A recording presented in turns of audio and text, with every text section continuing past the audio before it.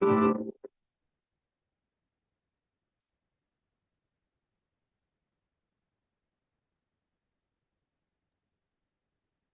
internet connection. There's no sound. But if I were to suggest that you play a key role in the awakening world? You need to turn your original sound on, Scott. And that you are watching this because you have heard the call.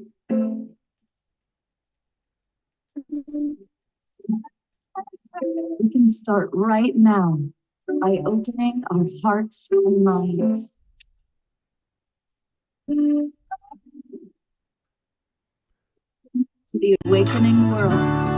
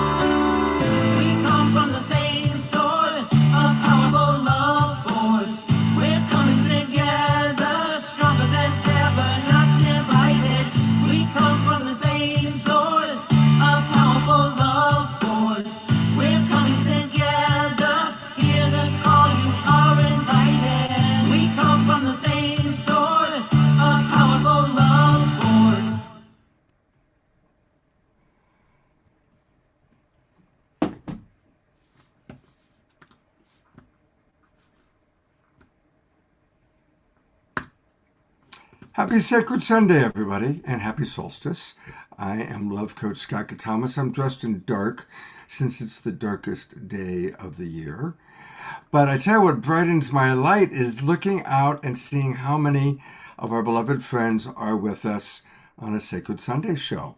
We've got Dr. Kat, Dia Therese, Charles Betterton, Terry Russo, George Noble, Shanti Sharifried, Reverend Jeffrey, and the mystic monk of the wild monastery, the wild monk of the mystic monastery, Eleanor Joy, Diara, Lynn and Leaf, and many, many others, but I'm only saying the names of the people whose cameras are on.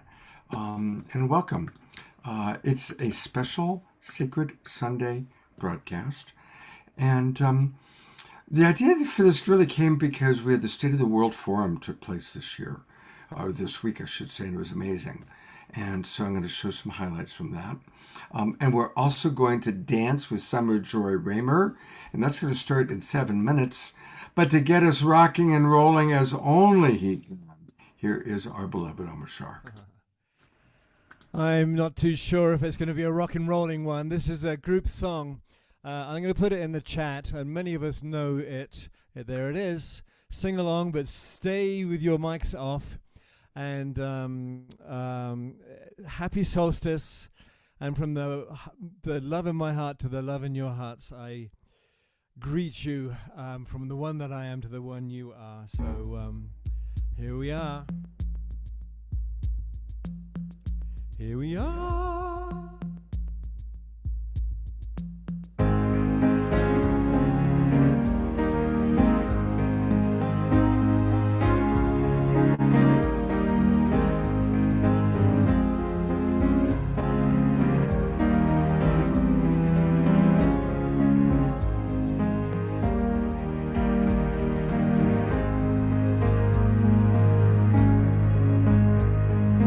Love is in my heart today. Love heals in every way. Gentle is this heart of mine. I am in love divine. And peace is in my heart today. Guides me on my way. Gentle is this heart of mine. I am in love divine.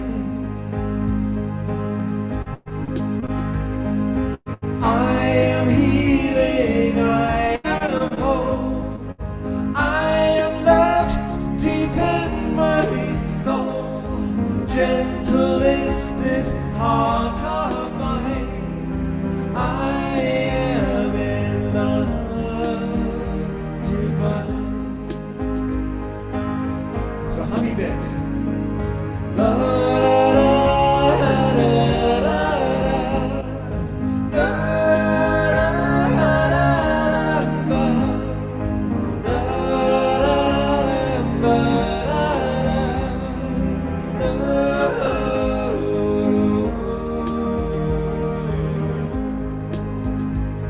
Okay, one more go through.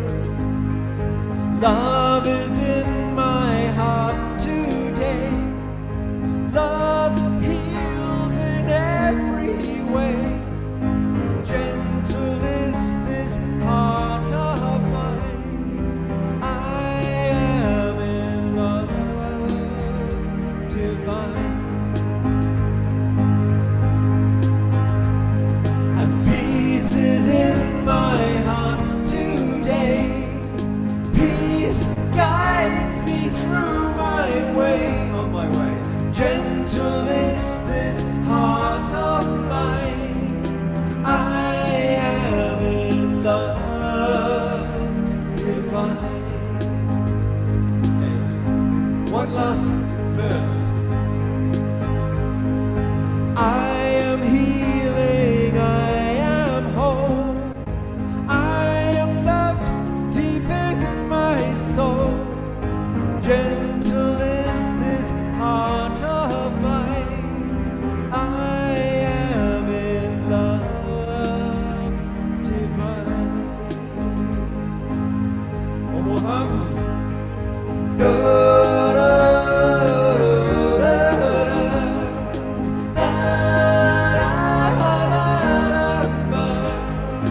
Gentle is this heart of mine. I am in love divine.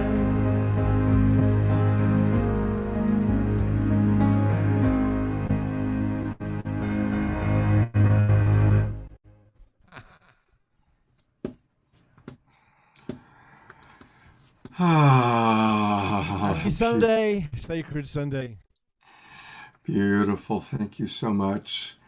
And I'd love to. We've got a couple minutes. I'm kind of keeping an eye on what's happening on the Sign Network. And where am I? Did I lose myself? No, you're there. You know what's so funny is I don't see myself. Oh, we see you. It's all good. I must have. Here we go. Thank you. It's been one of these mornings. I'm kind of keeping track of what's going on in the Sign Network because we are going to screen share when it comes time for Summer Joy to do her dance. But right now I'm looking and it must be recorded because Jerry Anderson is talking, but he's in the Zoom room with us. So it's happened. We are now living in multidimensional reality. Now, I want to point this out. Here is Jerry live with us now, right? But if you take a look, there is Jerry also on Facebook at the same time. So proof that we now have finally learned how to bilocate. And of course, it would be the mystic monk, the wild monk of the mystic monastery who first figured out how to be in two places at once. Congratulations, Jerry, you did it. Now, 100th monkey, since you did it, we all can do it now. We can all bilocate, which is something I know many of us have been trying to do for a long time. Thank you, Jerry. I think while I wait for Summer Dance to begin, I would love to read comments or hear from any of you. So if any of you actually want to speak, like as in you turn on your camera and I put the spotlight on you, raise your hand by doing that little thing. That brings you to the front of the screen where I can see you. And I'd love to hear what some of you say. And Terry Russo writes, too funny. Now we just need to figure out molecular transport. Yep, absolutely. Well, actually, we just need to remember what happened last night with Kat and Feel into the Field, right, Kat? That's right. Kat's here. I woke up with that this morning and I thought to myself, I'm not availing myself of the field. It's going to be my morning mantra. Yes, good. Yeah, that's exactly. The more and more we expand ourselves into the field, the more we'll understand how to do all of that. Exactly. Thank you. And I see Lynn and Leaf has their hands up. Yeah, I'm going to go to Lynn and Leaf in a moment, but since we brought Kat up, question, Kat, has in your science and spirituality world, has anybody that you're aware of actually bilocated? Is that happening yet? I mean, not that, well, I mean, there are people doing like astral travel, right? So that's a form of bilocation. What do you mean by bilocation? Two places at once, or? Yeah, where somebody actually is in, like they're at home, but they project themselves and show up in Paris at the conference or whatever it is. Well, yeah. So I know. It's 11:11, Scott. Yeah, she hasn't started yet. Okay, excuse me, Kat. I'm keeping Okay, track yeah. on it. So I do. So you guys all know the book. It's called Mind to Matter, written by Dawson Church. Right. Do you know that? So I spoke to Dawson, I think last summer, and he said that he in his, so it's kind of a form of remote viewing or astral travel. He said that him and his wife no longer take physical trips anywhere. They just travel from their living room. Wow. So there it is. That's what we're talking about. Yeah. Oh, all right. And I want to remind everybody that starting 2 weeks from today, as opposed to Sacred Sunday shows, we're going to all hopefully be joining Dr. Kat for her Sunday program. 13-week program starts 2 weeks from today, Yeah. January 4th, 9 o'clock in the morning Pacific time. Actually, you know what? I messed up last night. It's not 9, it's not in the morning, it's in the afternoon. It's at 4 p.m. 4 p.m. Oh. Pacific time, Sundays. Yeah. Well, that makes it even easier for some of Yeah. us. Yeah. So I'll put the link into the chat box. Okay, thank you. I'm still monitoring Enlightening Our Way Together on Facebook, and they haven't switched over to our gal yet. So we're going to hear from Lynn and Leaf. Hey, welcome, Lynn and Leaf. Please unmute so we can hear you. Have a good Yule. Have a good Yule, everybody. It is the Yule celebration in the far north What? among the Vikings of ancient times, among the Celts of ancient times, among a lot of people. This was the big celebration. It's the winter solstice. Hmm. And we are just so grateful to be here at this time. And we are appreciating everything that you present to us because we are basically also by design, we are housebound, but we don't mind. This is our temple. And I'll tell you what, Omashar, when you play your music, I swear I levitate. I swear I do. Good. love it. I'm glad members of our tribe swear. It's always a good thing. Clears it clears the throat. Thank you. All right, Matt, grace to all of you. Look forward to dancing with Summer. And you'll be back again. Oh, was a yes. That was a joke. You'll be back again. Haha. Oh, you. Thank you. It's the penny dropped. Save us a space beside you, Gert boy. We're coming in. Yeah. Well, I think Summer Joy is about ready to do her thing, so I'm going to switch over to that. Share sound, and let me know how this sounds once I turn her volume back up. In this together here. And good. Francine has her head. Okay. So let me just catch up here. Yes, Francine, let me spotlight you. If there's anyone else that is a part of the Eastern region, let's bring us in together. Oh, Jane Young. Yeah. Okay, bringing you in. Anyone else, please raise your hand. To be fair, I'm from the Excuse me? What's that? I'm in Santa Fe, just to let you know. I'm from the East Coast. I'm from the East Coast, but here in Santa Fe, just saying. I don't know who's me right in the moment. I don't know. Yeah, You know what I'm wondering, Tiara? Would you be willing to jump into her Zoom room and let her know that we're all watching through screen share? And do you need the link to her Zoom room, or do you have it? Why don't you give it to me just to be sure? Okay, I'll send it to you in a minute. Great, sounds good. Just a little context. And also We go are full in screen, a Scott. 24-hour relay. I will in 1 minute. Sharing light from 12 different regions all around the world. So solstice, obviously we are, solstice is here, which means all sorts of things for all of us.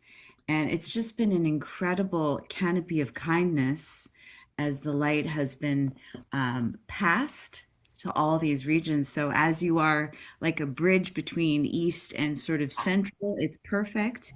And Great. it would be so beautiful to hear, what your particular light is sharing forth from your region for this world at this time. Yeah. And This welcome is our wonderful. Thank you. I wrote this beautiful poem for today, this prayer, and I didn't really realize I'd be here present, but guided every day to be here with you all for lighting the way. So on behalf of all of us here representing the East Coast, the Eagle, the ones that are representing how to connect with the condors in the south of the heart, this prayer is for this moment on behalf of the people. I call upon all of our benefic, our ancestors, guardians, to witness and acknowledge this moment in time and space. As we call northeast, southwest of the below within, we're asking all of our benefic beings, kind with truth, light, to come and be with us now. We love you, we thank you, we honor you, we respect you. May all those who walk between the worlds and those who have crossed over, our ancestors, and those who await the choices that we make here on earth, may we all be present in this moment, in this sacred breath. My prayer is for how each individual chooses to go forward from this day forward. May we choose the light. May every choice be made with awareness. May humanity be strong enough to face truth, courageous enough to meet it.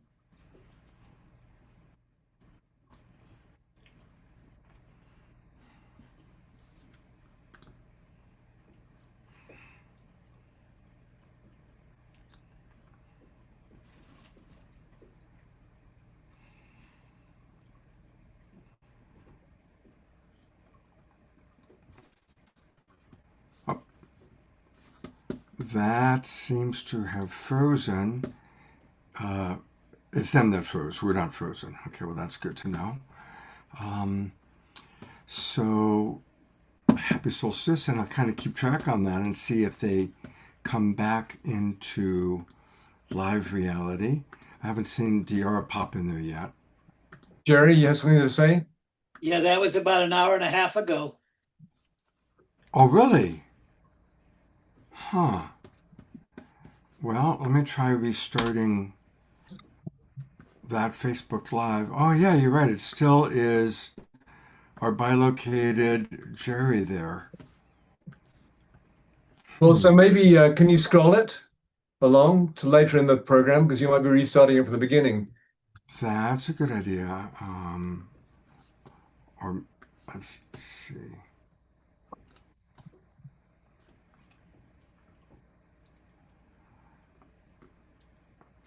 I mean, that looks like.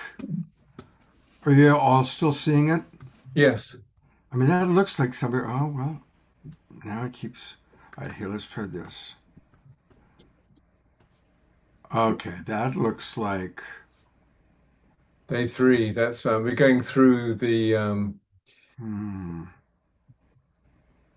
Solstice Sacred Fire. There's so many fires. There's too many fires going on.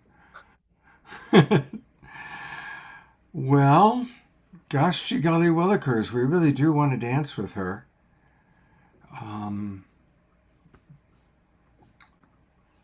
right, so what I'm going to do is I'm going to try this suggestion that Omashar had made.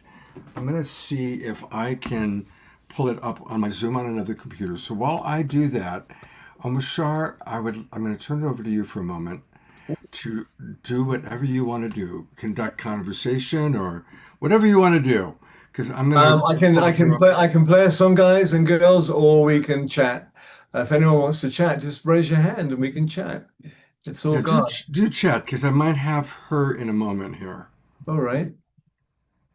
So, George, anybody? Oh, Scotty, come on, brother. There's been a lot of buildup this month for today. And I've been on a few events this morning, and it's incredible what is going on. And I'm going to post more of that throughout the week. But yeah, there's just been a lot of moving and grooving, and people doing their thing, and it's built up for today. So we're doing it, y'all. And yeah, and the million people meditation was this morning at some for me hour, which is like really early. And so I don't know how many of us joined in on that one, but I did. There's a few going, and then a couple others that I signed up for, but yeah, just like in the last couple of months, all the work and passionate service we've all been doing has really built up to today, and we're moving and grooving. We are doing it. So we are. Thank you all for your passionate service. Yeah. Okay, we're gonna now try something very unique. I am going to replace myself with my spotlight. I'm going to take off my background. You guys get to see my phone. Now, if I put this up, here's... As long as your original sound is on, we'll hear that sound. So make sure my original sound is on here. Yeah. It's on. And then let me make this large. Are you on your other computer? I am. Have it. I thought we already did. We passed it to Summer so she could do her joy dance. That kind of works. We've moved it on officially. Find yourself a box to put it on, brother. We didn't do the. What's that? Find yourself a box to put it on. They're wonderful. Yay! Or a pillow. Light, you don't even see it. Yes, it moves so fast. It slipped by me. Oh, I see. Great, good deal. You ready for video? Well, okay, no. I just wanted to let you know. I wanted to share that with you. We're getting a lot of reflection. Yeah, I see that. I just feel like maybe hearing voices. Well, okay. So when we set this up, the idea was to bring light to these different regions, the 12 regions that we identified. So just so you guys know, I mentioned this a couple of hours ago. I want to restate it. Can you put your screen down more? The camera? No, that's the most it goes down. And get a pillow. And the folks over here are it's a very large laptop, unfortunately. Put it on a couple of pillows. Bring light again. This idea of getting to know where your water comes. Let me put it on speaker. That we live in watersheds, and that we act locally. We can hear it okay. Scale through these bioregions to then synergize globally like we've been doing. For me, that's kind of like the pattern. Act locally, scale bioregionally, and synergize globally. So I thought it'd be fun to have my neighbors here. Hey, David. They are synergizing with the birds right now. So as we shared the song Into the Garden of Joy, clouds parted, the rain stopped, and birds are chirping so beautifully. So we welcome all the birds as well into the room. So if you want to share your name and, at this moment. Ooh. Well, greetings to all those who celebrate the coming of the light. Here, my brothers in the South. If you move it back, it'll be a bit more Enjoy focused. the long day. The And beautiful put on a pillow. nights. How's that?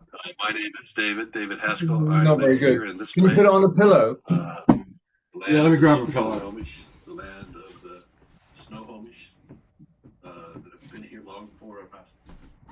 And I am with my friends, Plummer and John, and I stand with them and honor their absolute reverence for the message of joy in the world. And it is the Actually, I'm not a bit further away is good. so rightly expressed and manifest in their hearts. How's that? And it is a joy to be here. And it's a joy to share. It needs to be held steady, so it focuses. Actually, it's good there, brother. I was telling everyone here about the bioregional work that's going on. How's that? We have folks here from all Back a over. bit. Yes, that are also Right. working in their It's it's what it is. Yeah. I don't know if this is working, you guys. Get your chest was the best. I think I'm gonna. A deep meaning that you are where you are. You care for what you stand on. This Yeah. is your I don't think this is the working place so well. that you stand. And this is the place that So, Well, we're going to go into the state of the world videos, right? we are going to. Maybe we could have a little song before then. And I think we need a song. and a chuckle at the attempted folly. Because the main thing is we're all together in this room, our family, and I'm going to go on to. You put us on gallery view, perhaps. Yeah, that sounds like a good idea. And we're here together, and that's what it's about. And we know the technical world is the technical world, and it is what it is sometimes. But I'm so grateful to be here, and I love my Sunday mornings actually with my tribe, because I've just basically I go to bed about 3 or 4 in the morning. I have to peel myself off my sheets to come here, but the joy of us joining together just lights me up, and I'm amazed at how my field comes in, and I get my electrical charge up a little bit more, Kat. And and my brain opens, the cells start firing that don't normally fire till about 2 in the afternoon, and it's like brilliant. And so, how about that for an excuse? So, so should we sing a song and then get on with the thing, Scott? That sounds like a good plan. All right, I'm almost there. Chat for a minute. Well, I'll read some of the comments that have come in. Scotty Satori writes, "This reminds me of the days when I had to record my music of 2 boom boxes using cassette tapes." Absolutely. Charlotte Love Frank is in the house. That's always a joy. Yeah, Summer hasn't even started dancing yet. She's just got different people coming in and schmoozing. So, Dr. Laura points out it is a spectacularly beautiful sunny day in Chicago. Even with the cold, she did meditation in the sun, sitting on the ground. Wow. And scrolling up, looking at the chats. George Noble listened to a Center for Spiritual Living talk about stillness, its importance, and the different forms. Jerry reminds us that joy to the world is still God's goal. Right on, Jerry. And Dr. Laura reminding us, may peace and unity prevail on earth. Reverend Jeffrey, I am healed through the love I am joyously emitting to all that are here. Thank you. Thank you, Reverend Jerry. And thank you, Reverend Jerry, for all the people you brought into our world, including Dr. Kat Lewis, who blew our audience away last night. Kat, I've received multiple comments from people about how blown away they were by your presentation last night. And we'll make a separate edit of that and put it in our dynamic playlist. And also it was sweet, wasn't it sweet to CJ Mayer and kind of remember, some of those older days and remember what he provided for us. That was very, very, very It's amazing, really. And also with Kat's, it's like she's a synthesizer, and it really is the final dovetailing of the spiritual world with the scientific mind. And because we've all risen to, this is my perspective, a certain level of consciousness, it really, even though the grief and the sadness of Jay's passing is with many of us, we also realize he's just etherealized into a higher vibratory form. And so it takes the sting away from it, yet it may still be sad, the passing of his personality, etc. But it just made it so real for us, and it's like not the missing piece, but kind of the missing piece, because we've been all working on this becoming consciousness from all our different angles. And I've been around the spiritual, metaphysical conference world for couple of decades, but dovetailed in it has always been scientific people like Nassim and Greg Braden and people who are bridging the worlds. And it's finally now that it has merged. It's like there's no going back. And it's amazing. And I'm just going to sing this little song called The Garden of One. And it's a gentle one, Adora, so you'll have to waltz to it. And by the way, they are on I do have on Facebook Live now Summer's thing, although she hasn't started dancing yet. So well, let's go do the there, Garden then. of Joy. I'm in the flow, brother. Let's go there. You sure? All right, but let's do Garden of Joy after Summer Joy then. All right. All right, here we go.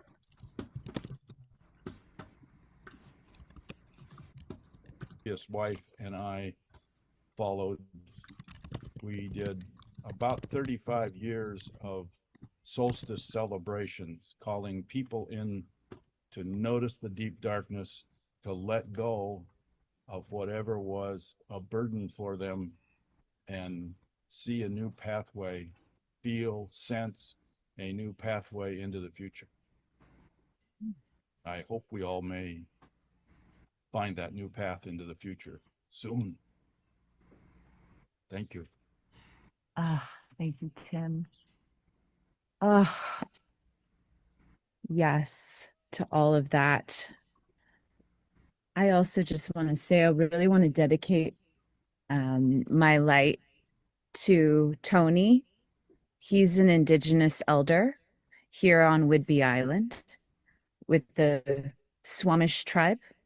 And he has a coffee shop that's been a education center for a few years now, and his wife Michelle, and I just really want to honor him at this moment, what it took for him to listen to his ancestors to have the coffee shop called Beaver Tales.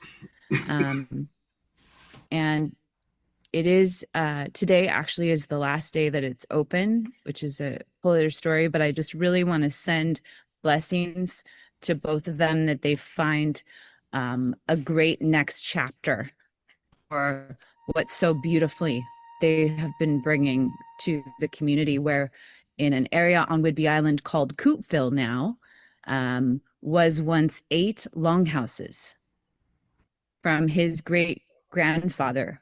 So I'm just really feeling him at this particular moment, and I'm just sending him, dedicating my light, our light here to him at this moment of tremendous change and hopefully beautiful possibilities to continue his calling in our community, to circle back to his ancestors' land.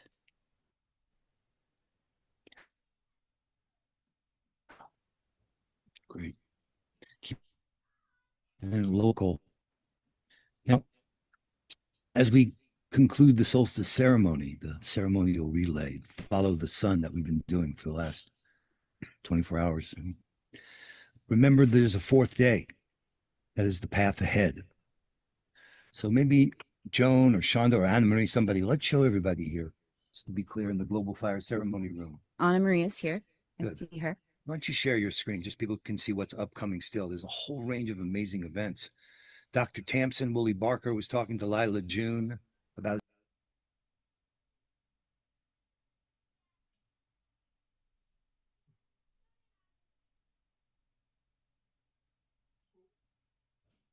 We've lost the screen share, Scott.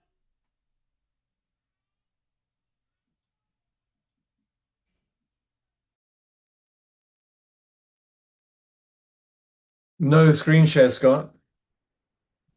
And you're muted.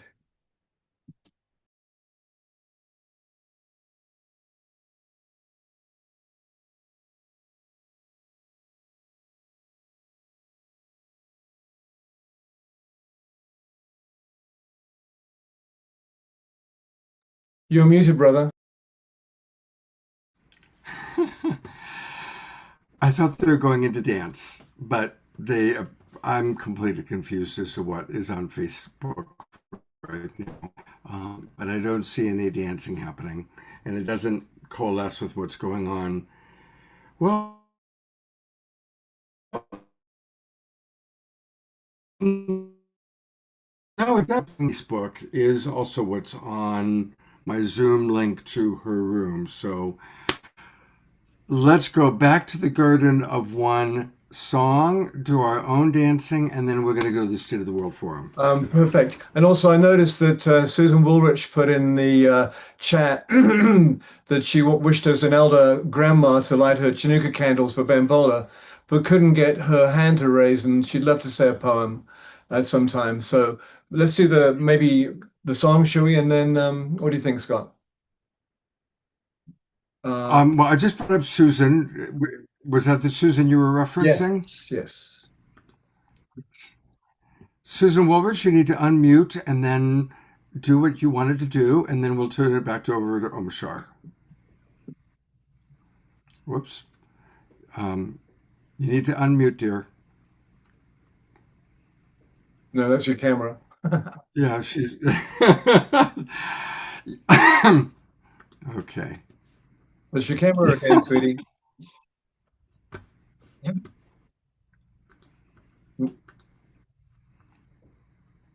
You still need to turn your There, mic on. now I can unmute. This is kind of what's been happening. You know, It's all right. Scott, We're family and we love each other and we don't care. It's all good. well, it's perfect because it's what's happening. I think we can blame it on 3-Eye Atlas.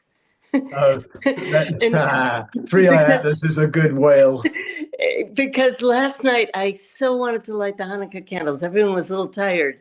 And so I wanted to say a little poem for all of us because it really hits right now. It's called The Night Ark. There's no hurry.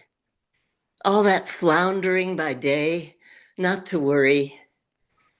There's room and time, even for the water buffalo. Slow eaves and joists and joints of this ark creak. But it's vast and buoyant with all our dreams.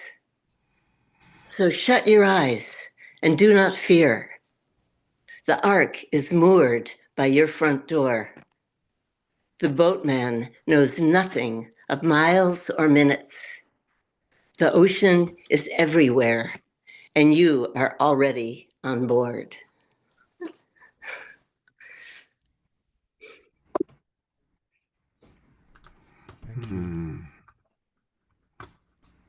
Thank you, Susan. That's beautiful.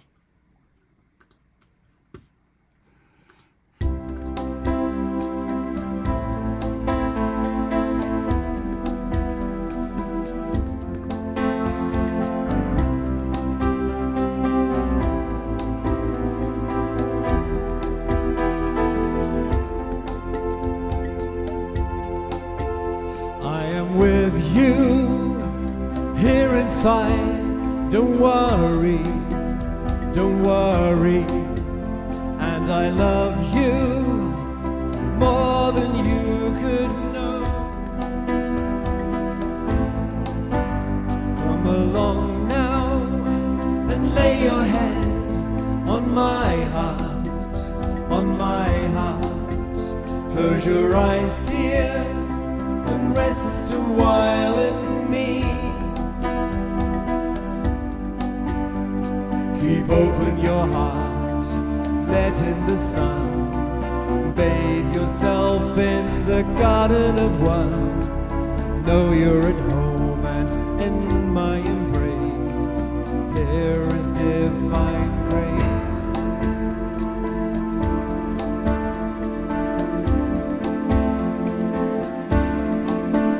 Now I ask you to take a step towards me, toward me. I can feel your longing to be home. So come along now and lay your head on my heart, on my heart. Close your eyes, dear, and rest a while in me.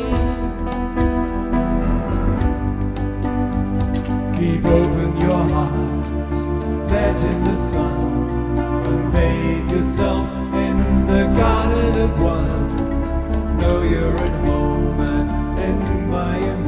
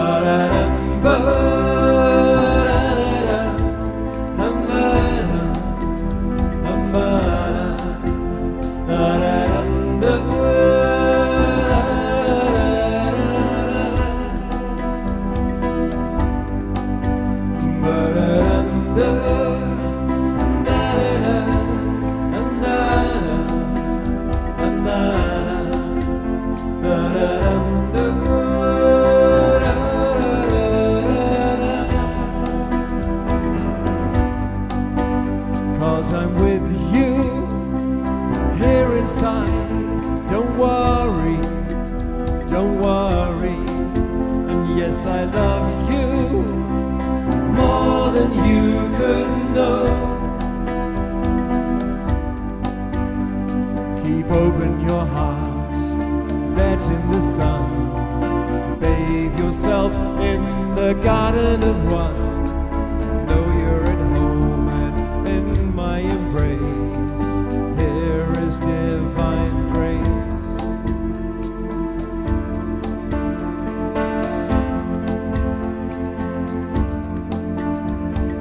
Here is divine grace.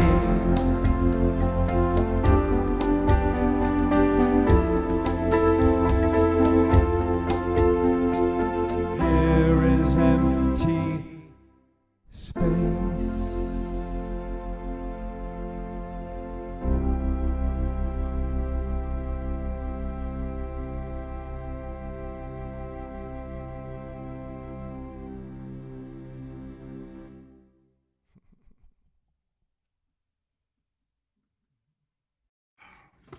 Let's all give Omoshar some big love.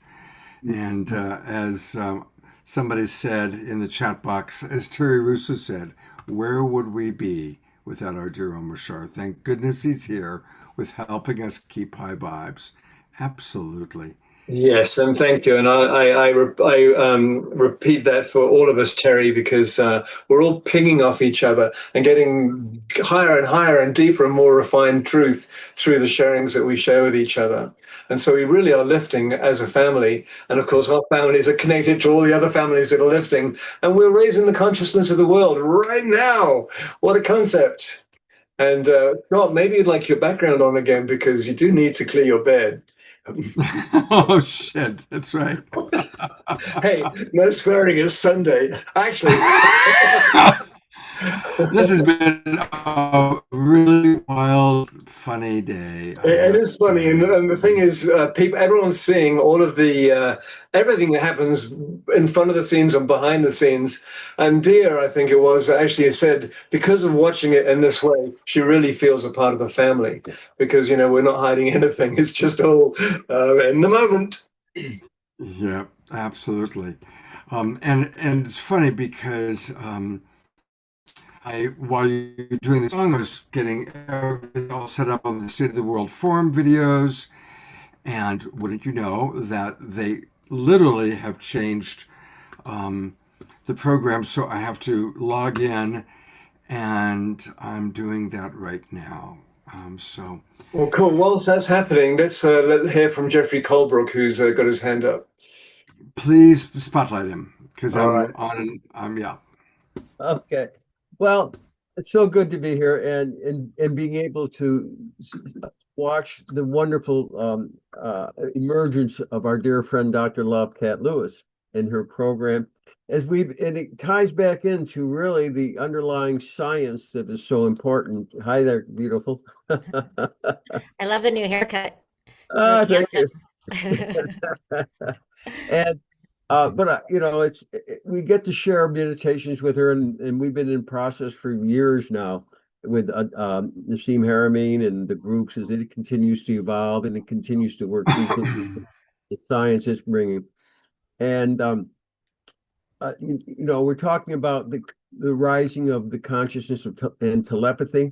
Well, I have a little bit of news I thought I'd share here. I wasn't going to be, but while Atlas, 3-1 Atlas is come and gone, it's the fastest thing that's come through here. There's something that's been here for a lot longer.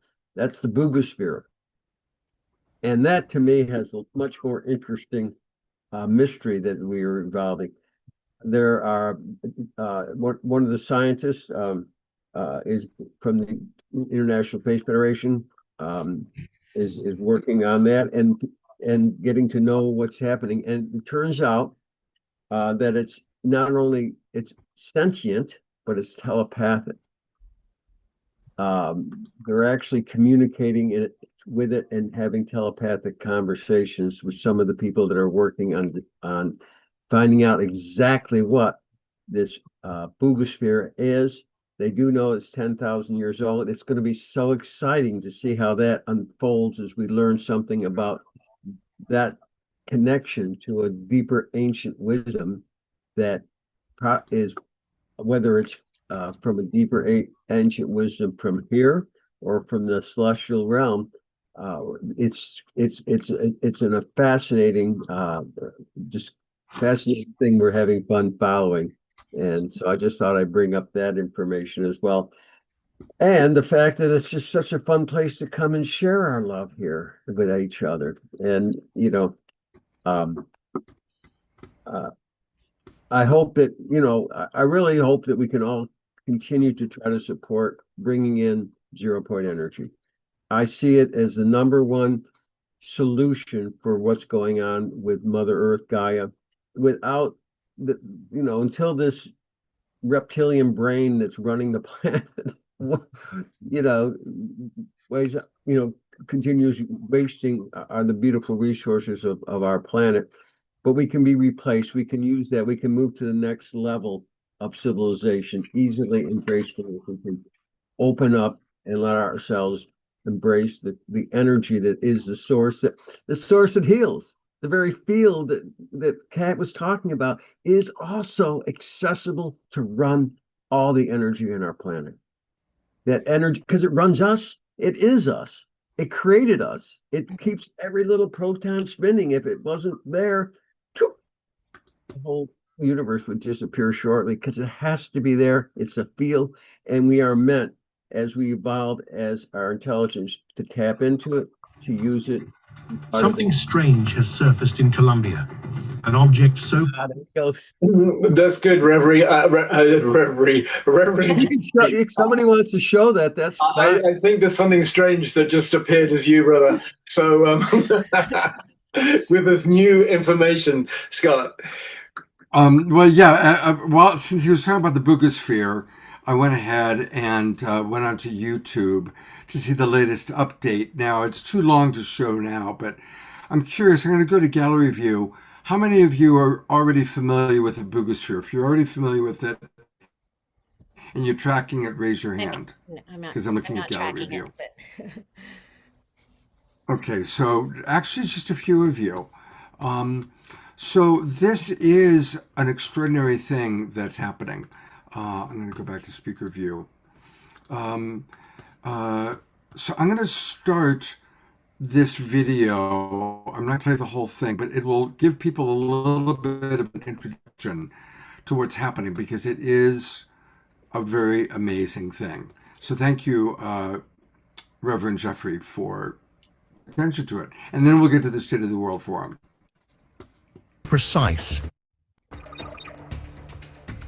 Something strange has surfaced in Colombia. An object so precise, so out of place, that even seasoned researchers admit they've never seen anything like it. The Boogosphere looks simple at first glance, but the moment high-resolution images hit the internet, everything changed. No seams, no tool marks, no known method to explain its construction. And then came the real shock. Resin sealed deep inside the sphere, dated to more than 12,560 years old, a time when humans weren't supposed to have any advanced technology at all. Scientists, engineers, and investigators have spent months trying to close the gap between its age and its impossible design. But the closer they look, the stranger the truth becomes. A metallic object. The Boogosphere was first uncovered by construction workers in a remote area near Buga, Colombia, while clearing soil for a new development. At first, they thought it was an ordinary rock, but its smooth metallic surface and perfect roundness immediately drew attention. Local authorities were notified, and the object was carefully extracted from the surrounding Earth. Photos circulated quickly, sparking immediate interest among scientists and the public. The unusual find was unusual enough to raise questions even before any laboratory testing had begun, and it set the stage for the months-long investigation that would follow. The Boogosphere drew attention long before labs had a chance to test it. The object looked simple from a distance. Scott, put Yet it back something on about small it screen. made people hesitate. The surface seemed too controlled, too deliberate, Put and it too back free. on small, because it keeps on flashing on and off. Put it back on small screen. Take it out of full. There we go. Now try it. Keep going. It's really interesting, but it just flashes on and off. Of the small irregularities that usually reveal how something is made. Even That's the better. earliest photos gave the sense that the sphere held information that wasn't obvious at first glance. As more high-resolution images appeared, the surface raised immediate questions. The metal showed no welds, seams, or tool marks. Engineers who reviewed the photos pointed out that even advanced fabrication normally leaves tiny details, grinding lines, directional brushing, or slight differences in surface depth. None of those appeared here. Instead, the metal looked uniform, as if it had formed all at once. Under angled lighting, faint lines became visible. They didn't match letters, symbols, industrial stamps, or anything used in manufacturing. They sat inside the metal rather than on top of it, and their spacing didn't follow any obvious pattern, which made them hard to interpret. The next noticeable feature was the set of 31 microscopic openings spread across the shell. Under magnification, each opening showed an identical circular shape and size. Achieving that type of accuracy on a curved surface is difficult without controlled tools. Internal scans showed that each opening connected to a straight channel inside the sphere. The walls of the channels were smooth, polished, and showed consistent structure across the entire object. Because nothing in the photos matched known categories, researchers needed direct access to samples. The first usable material came from resin trapped deep inside the channels. This gave scientists something they could measure, not just observe. Once the internal resin samples reached laboratory teams, the work shifted from surface impressions to direct testing. The goal was simple: figure out whether the material inside the openings could help establish when the sphere, or at least part of it, was created.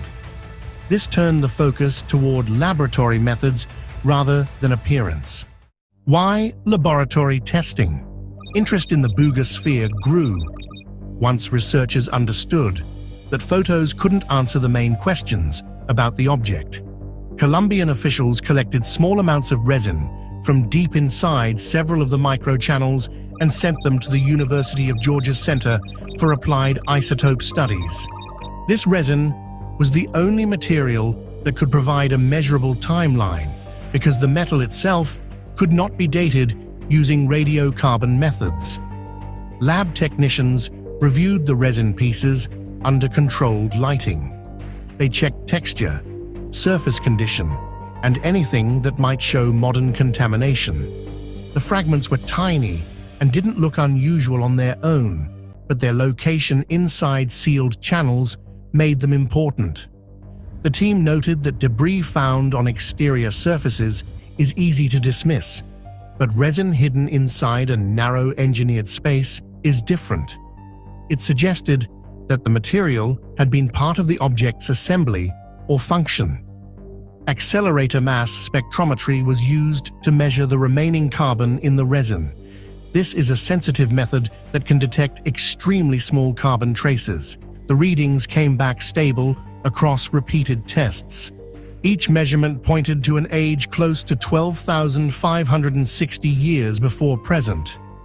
This placed the resin within a prehistoric era marked by cold climate, unstable environments, and small hunter-gatherer groups with basic tools. Lab workers reviewed their steps to rule out errors. They confirmed that the samples were handled cleanly, that no modern carbon had been introduced during preparation, and that the sealed channels had protected the resin from outside exposure. Because the results remained stable, the team had to consider the possibility that the resin truly dated to that period, the age applied only to the resin, not the metal. But if the resin had been used during assembly, it meant someone integrated prehistoric material into a highly precise, engineered object. That raised questions that couldn't be answered through dating alone. With a confirmed age, researchers turned toward the physical structure of the sphere to understand whether any part of its construction matched tools or methods from known periods. They needed to see. Just want to check in with everybody to see how you're doing. I'm going to go to gallery view. Is this interesting to people? If people want to see more, give a thumbs up. If you're kind of done with it, give a thumbs down. Sometimes. Well, it's about 50-50. So what I'll do is I will put the link into the chat box. For those of you who want to watch the rest of it later on today, you can do so. So let me get them for you all. Just share, of course, everyone, Danny Sheehan, Dr. Greer, the people from the ISF. Inez will be working on finding out more about it. One of the interesting things that didn't come up is that it gained weight after they gained it. In other words, it has gravity control, and it was flying around in gravity control. And when it came down, they watched it gain in weight. So that's one of the phenomena that they're trying to investigate how that could possibly be. So there's a lot of fascinating things that are coming out from this. Maybe we could even mention it tomorrow, Monday, a little bit if you want, Scott, as well. Yeah.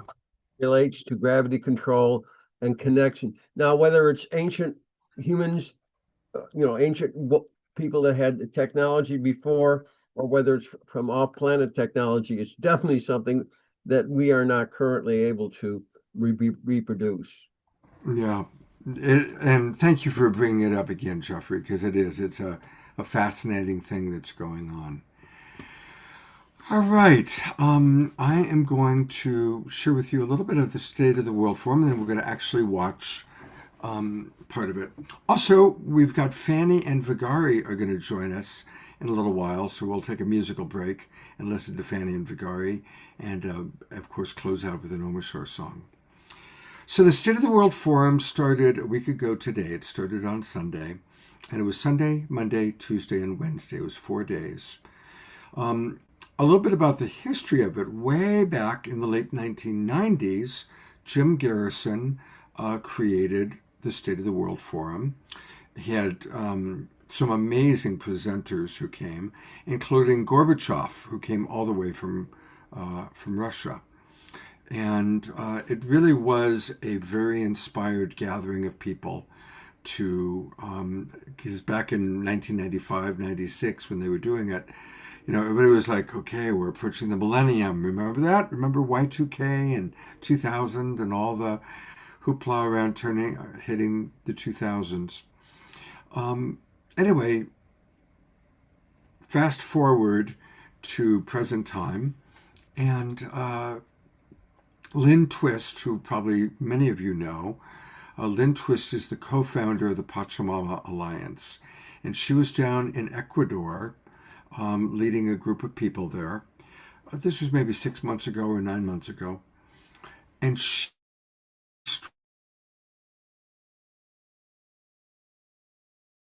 Ubiquity University and asked him to reestablish the State of the World Forum, to put it on again in contemporary time. And Jim got chills when he got the message from Lynn that had come through to her to do that. And so he did. And he put together a powerful 4-day event.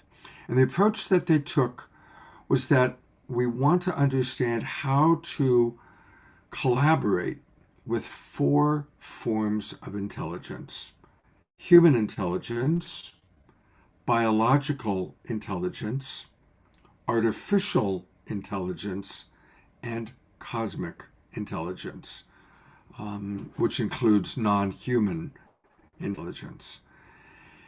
And really, at no other time in our history has there been such a convergence and expansion. I mean, look at how artificial intelligence is just becoming huge. I mean, it's similar to when the first cell phones came out or the internet first came out. You know, everything that's being done right now, or not everything, but so much is being done with artificial intelligence, and it's changing every field. Every field on the planet is changing because of AI. I think most of us who follow this sort of thing recognize that there's more non-human intelligence happening than ever before. And we're going to focus a lot on that in what I'm going to choose to show.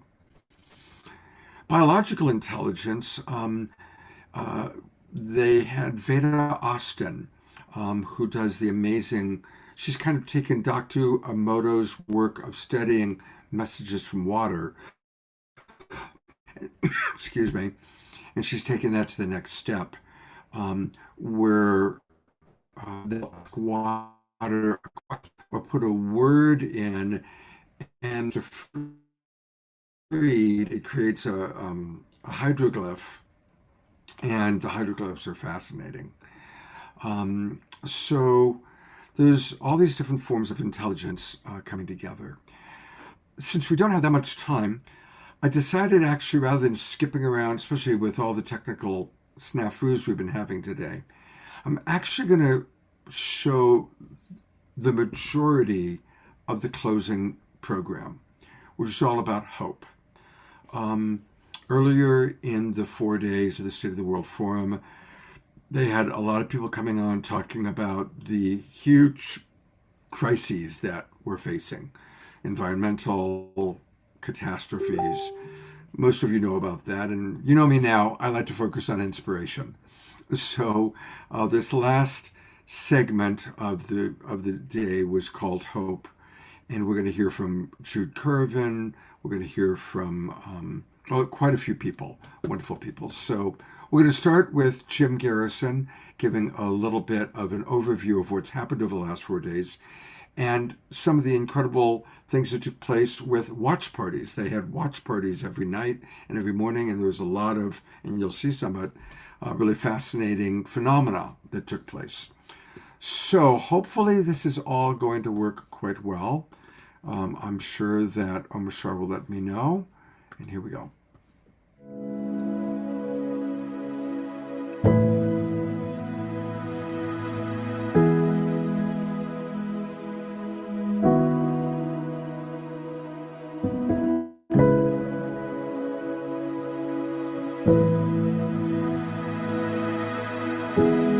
Make sure all your other stuff is off in the background. What's that? Just make sure everything is off in the background. Your internet's a little bit slow. It looks good and it sounds good, but just make sure all the program. I'm going to go to force quit and see what's running. Let's see, QuickTime Player. We don't. Oh, we might need that. I can close Safari. Yeah, many browsers. I can't close Zoom. No. I mean other redundant ones. Okay, I got to keep Google Chrome open though, because I think that's where this is living. Perfect. Okay. Let's try this. Exit full screen for a minute. Original sound. Here we go.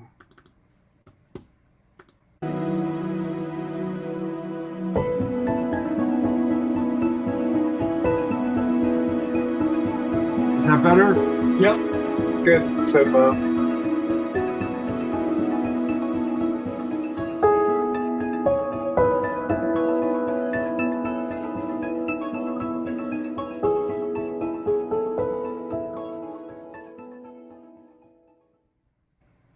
Hello, everyone.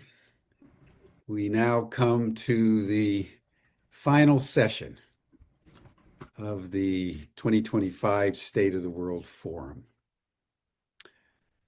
having completed an extraordinary movement of spirit in our previous session, where we focused our attention not on the outer world and the other intelligences, both cosmic and terrestrial, but on the deep interiority of our humanity. And we did so in the spirit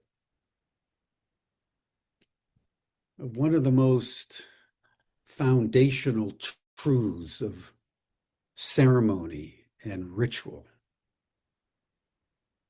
handed down over the millennia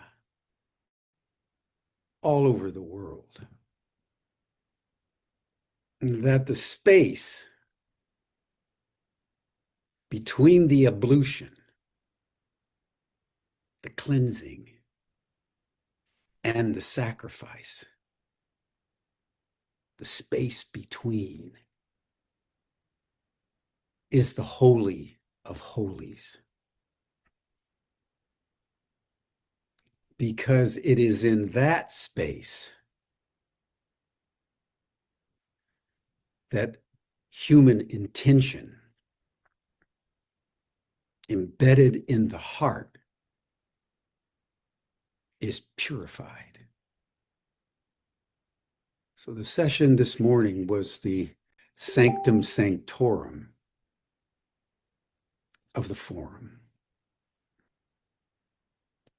Once that purification takes place and the trauma is transmuted into creativity and compassion and forgiveness and healing and love,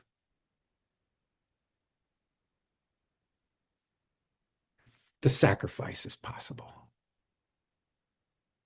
The action in the world, the manifestation of our intent. It's in that spirit that we want to now begin our closure. We're going to divide this session into two parts. The first part is going to look at our strategic initiatives, at the center of which is the Chris Bledsoe Center for Planetary Intelligence that we're in the process of forming. And about an hour in, we'll take a break and show a video, and then we'll begin our final ceremony that will mirror the opening ceremony with which we began on Sunday, 3 days ago. We want to start with the sky watching, because what's been happening while we've been on Zoom, what's been happening in the skies, my friends, has been unbelievable. Both in North Carolina with Chris Bledsoe and Casey Parteno and others, and in Albuquerque with Bertie Jaworski and various other watch parties around the world. So we're going to start with some of the video collage, the photo collages that have been collected over the last several days, because the cosmos has been watching. The cosmos has been bearing witness to this moment. And so we're going to begin with a celebration of the orbs, and then we'll move into the strategic initiatives in the Center for Planetary Intelligence. But welcome, everyone. And now Chris Bledsoe, Casey Parteno, and Bertie Jaworski will walk us through the orbs and tell a few stories taken from the mountaintop and the beaches.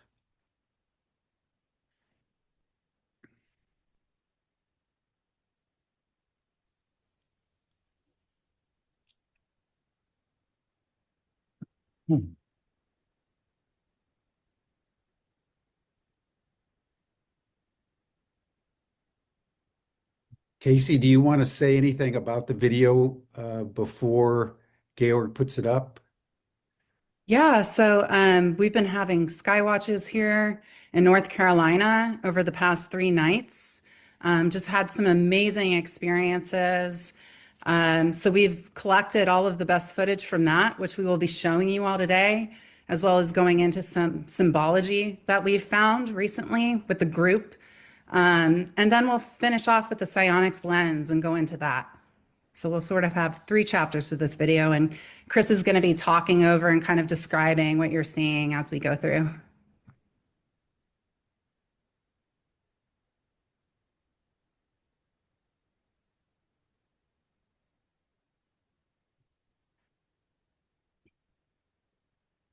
So for everyone here, take a look at this yellow orb that appeared right there. You see it flash on and flash off. This is at Wrightsville Beach, North Carolina. I've been here since Saturday, and I guess we've collected over 600 videos since Saturday night. Every night, massive amounts of orbs appearing. Well, this particular yellow orb, which is unusual, hardly rarely film those, appeared about 300 yards offshore from us, and a bit later, you're going to see a green one that is extremely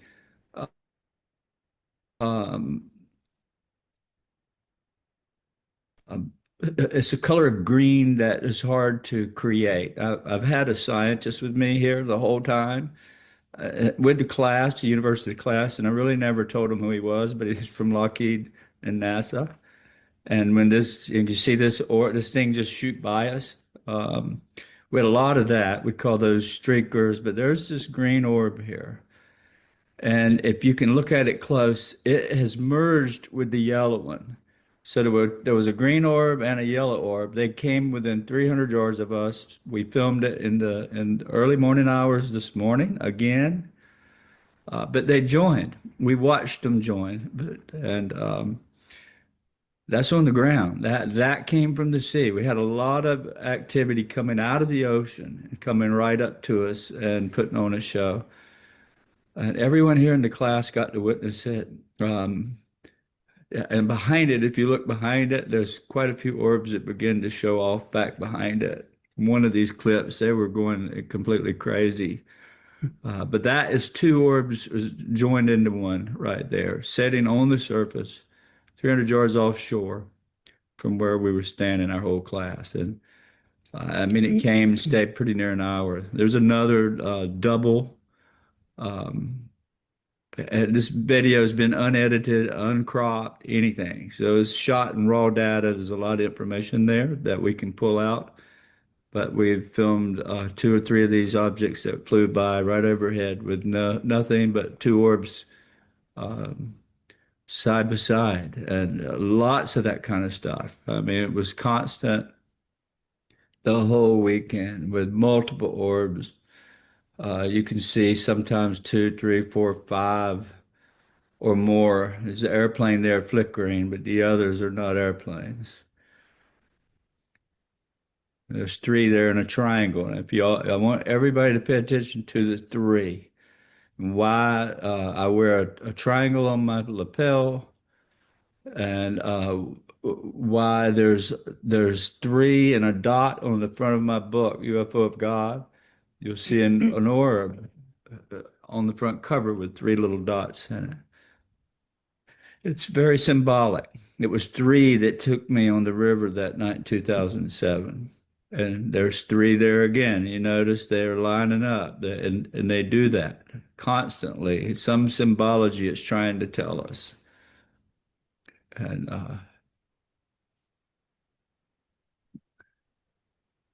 constant all night, sometimes 10 or 15 orbs. And we had tons of these types. So that came from the surface up. That was the crazy thing about it. It came from the surface and shot straight up, leaving a trail like that while filming this orb here. I did that the first night we got here, Saturday night. Just walked out on the back porch of the beach house. We were on the water here. More orbs right over the beach house. It was constant all night. They'd appear and vanish right in front of our eyes.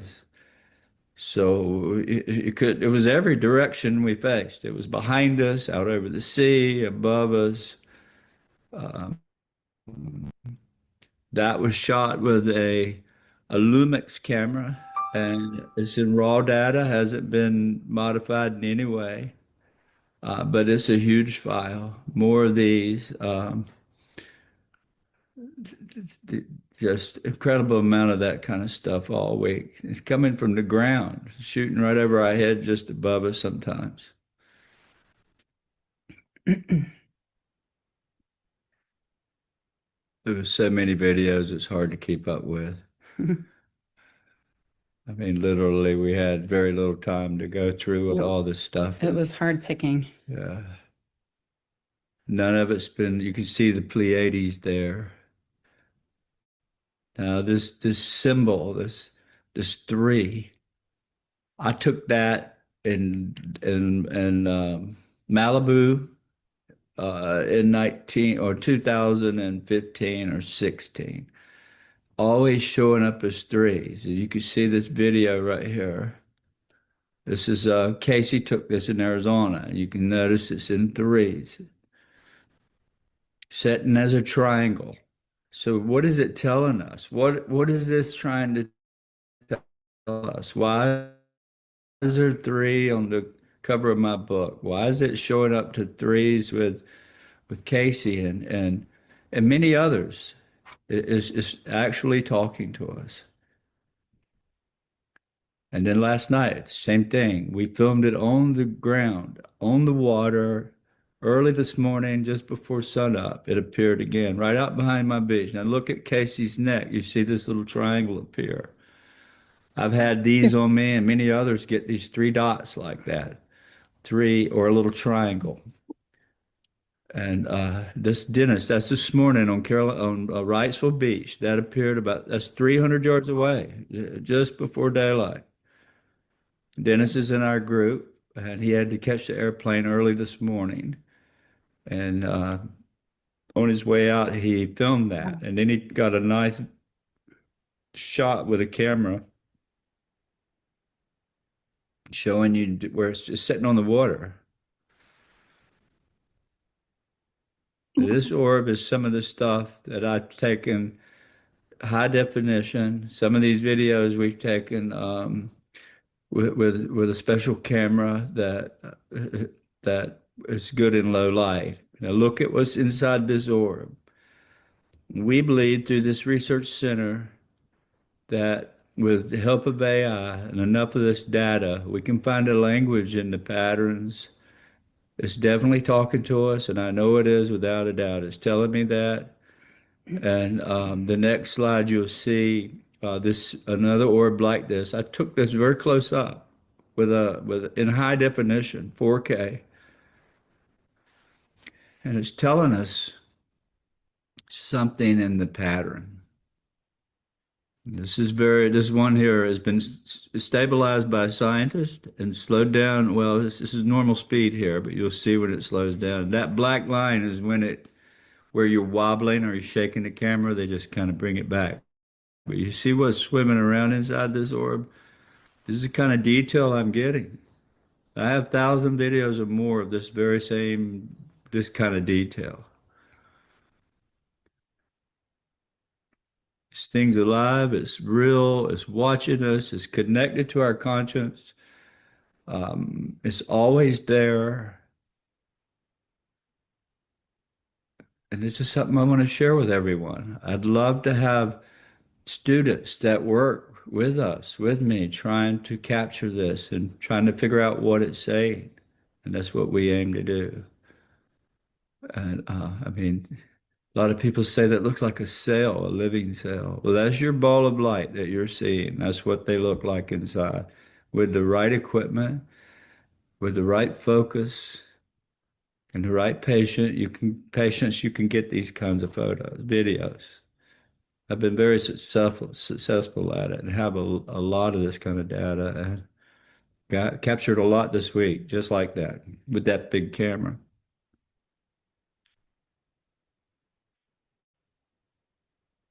And that's the slowed down version. And there's a whole lot. You see that shoot through that? What is that? People are saying, well, I don't know what that is. But we aim to study it over the next few years and find some clues. I think we can.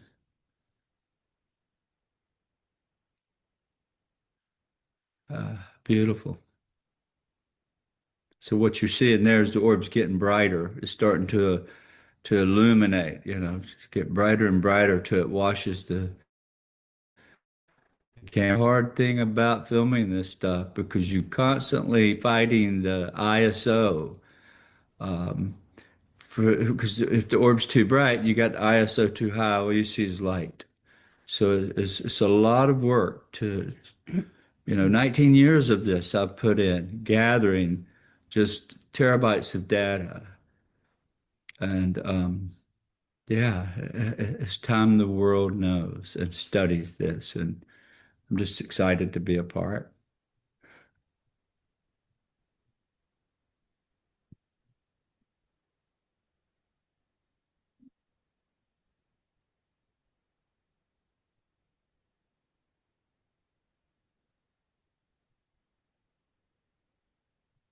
Beautiful. My goodness. My goodness.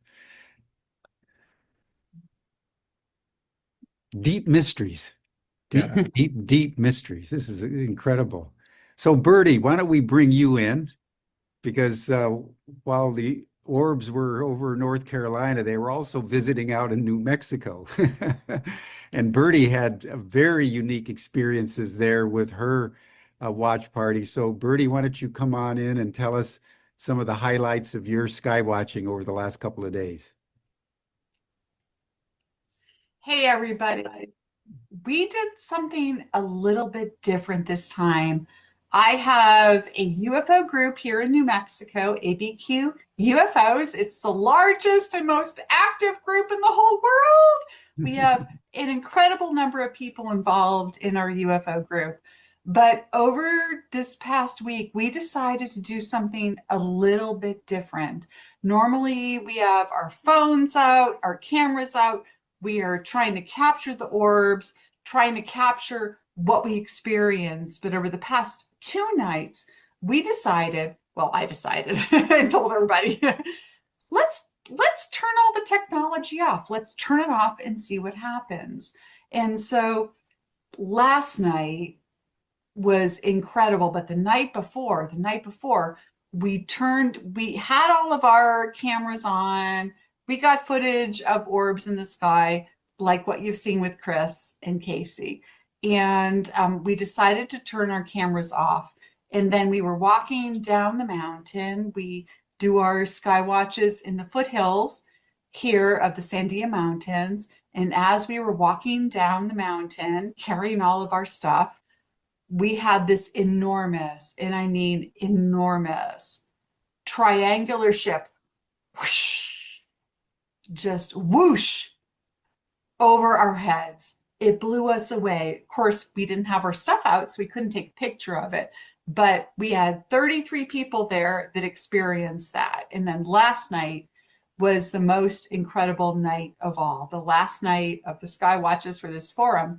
We went out, and before we all meet at the parking lot, and we all walk together because we have a lot of people who need a little help walking. And so we waited in the parking lot, and I told everybody, hey guys, let's just be human beings experiencing this phenomenon. Let's forget about the technology. Let's completely forget about it. So we had everyone put their phones, their cameras in their cars, lock them up, and we walked up and we did this deep, deep meditation, this deep kind of a calling of the forces meditation for an hour. And then we saw this incredible saucer-shaped ship just descend from the heavens, just absolutely descend over us.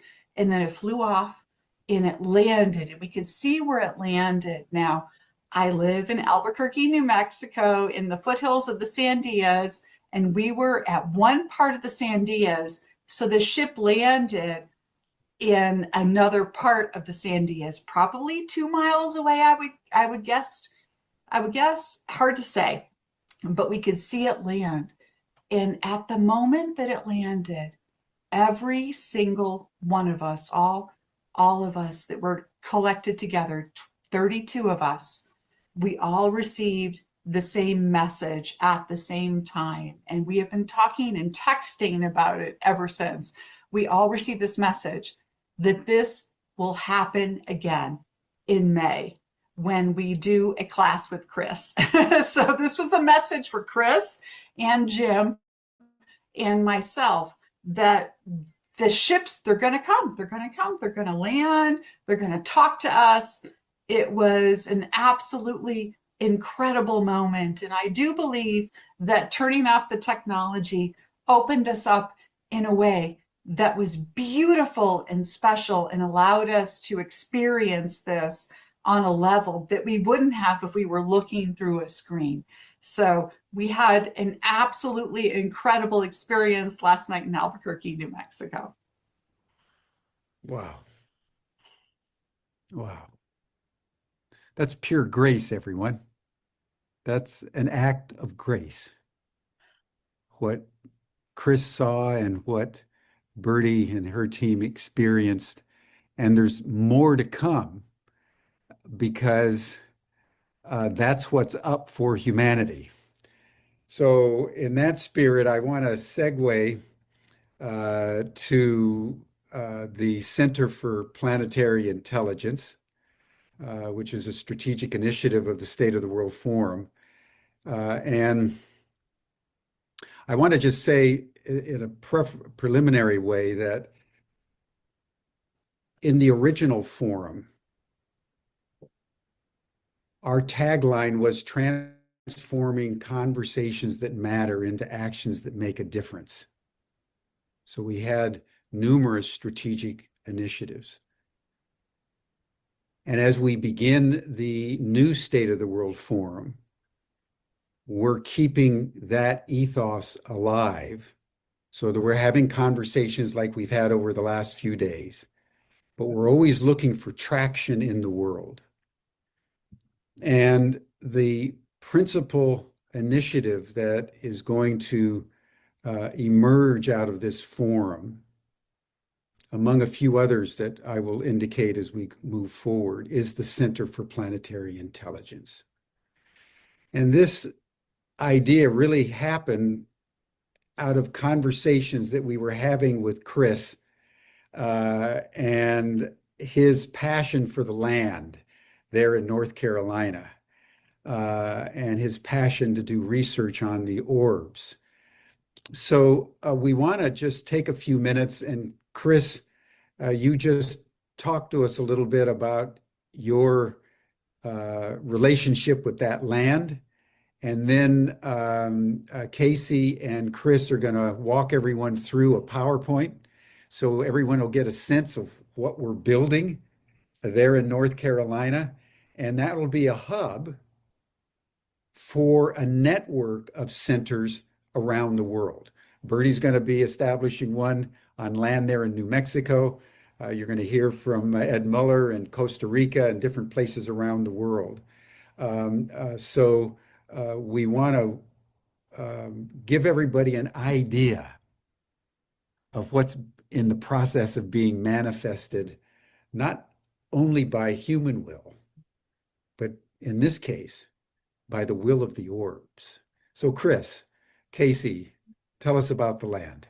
Yeah, you can actually go ahead and share the presentation now. Chris has a lot of photos to share, so he'll kind of speak to that.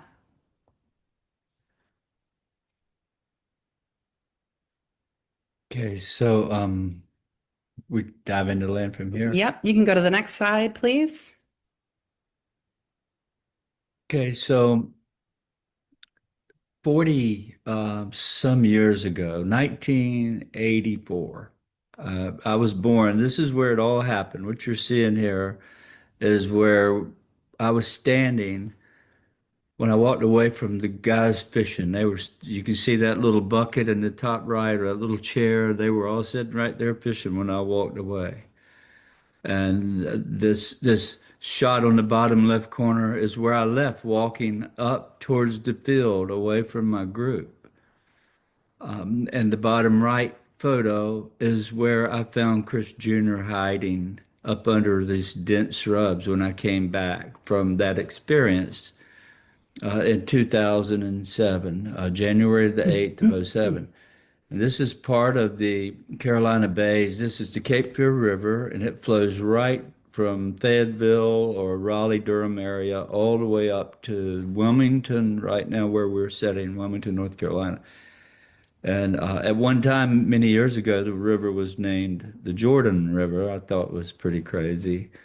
But yeah, this is home for me. This is where it all began, and where we're looking to build this center is basically the other side of that river where you're looking there, and just down a piece towards Wilmington. Go to the next slide. So here again, there's the walk. Top left is the walk away from the river going. You see it's going uphill. And then the top right photo is where the gate was, where I couldn't see. See, you can't see the field on the other side. The bottom left photo is standing at the gate. So if I stood up at that gate, or any of us, that's the view you would get. And that's where the orbs were, and the tree in the middle of the road there, that's where the egg was setting. So I want to give you an idea of the land. The bottom right little mobile home is not there anymore. That's the mobile home we went up to and knocked on the door, trying to get the people to see what was sitting in the road, the driveway between us and the highway. So Go to the next slide. So the story starts with me in 1984. I just got married to my lovely wife, Yvonne, and I had the biggest desire to be an airline pilot. And so I just drifted out to the airport one morning, and by chance. Hey everybody, I'm going to come in for a quick moment. Just going to check in, see how this is going for everybody. And one of the reasons, I don't know, I see that some of you are familiar with Chris Bledsoe, Terry Russo is. Of all the experiencers, John Martin is got a special place in my heart. But also Chris Bledsoe, he's had amazing... Excuse me. It's been one of those days.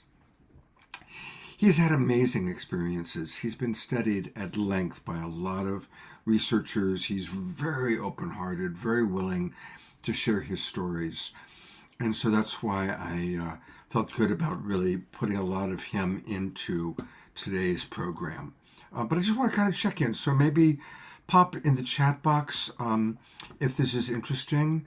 And Terry Russo, I did notice that you had, shared about some of what goes on for you in Massachusetts. If you're still with us, you were with us a little up until a moment ago. Oh, there you are. I'm here. I'm just off camera because I'm like homesick with the flu. Oh, okay. Yeah, do you want to share a little bit about your experience, both what you have experienced off the coast? I need you to unmute. I won't put you on camera, but we can hear you. Sorry, I just was talking with somebody. It would be too much to go into right now. It would take too long, but we've both had experiences since childhood, but I don't think we realized many of them until we were adults, when some things happened that were profound and memories started coming back. But probably some of the more intense things were in 2012. And then in 2018, we had a real sentinel event where something out of Close Encounters, where it was like a blackout. It was it was like a time of year where that we shouldn't have a blackout. It wasn't winter, it wasn't summer, it was like spring or fall, I forget right now. And we were the only area that had a blackout, and it was like 10 o'clock at night, and all of a sudden there was all this stuff in the sky.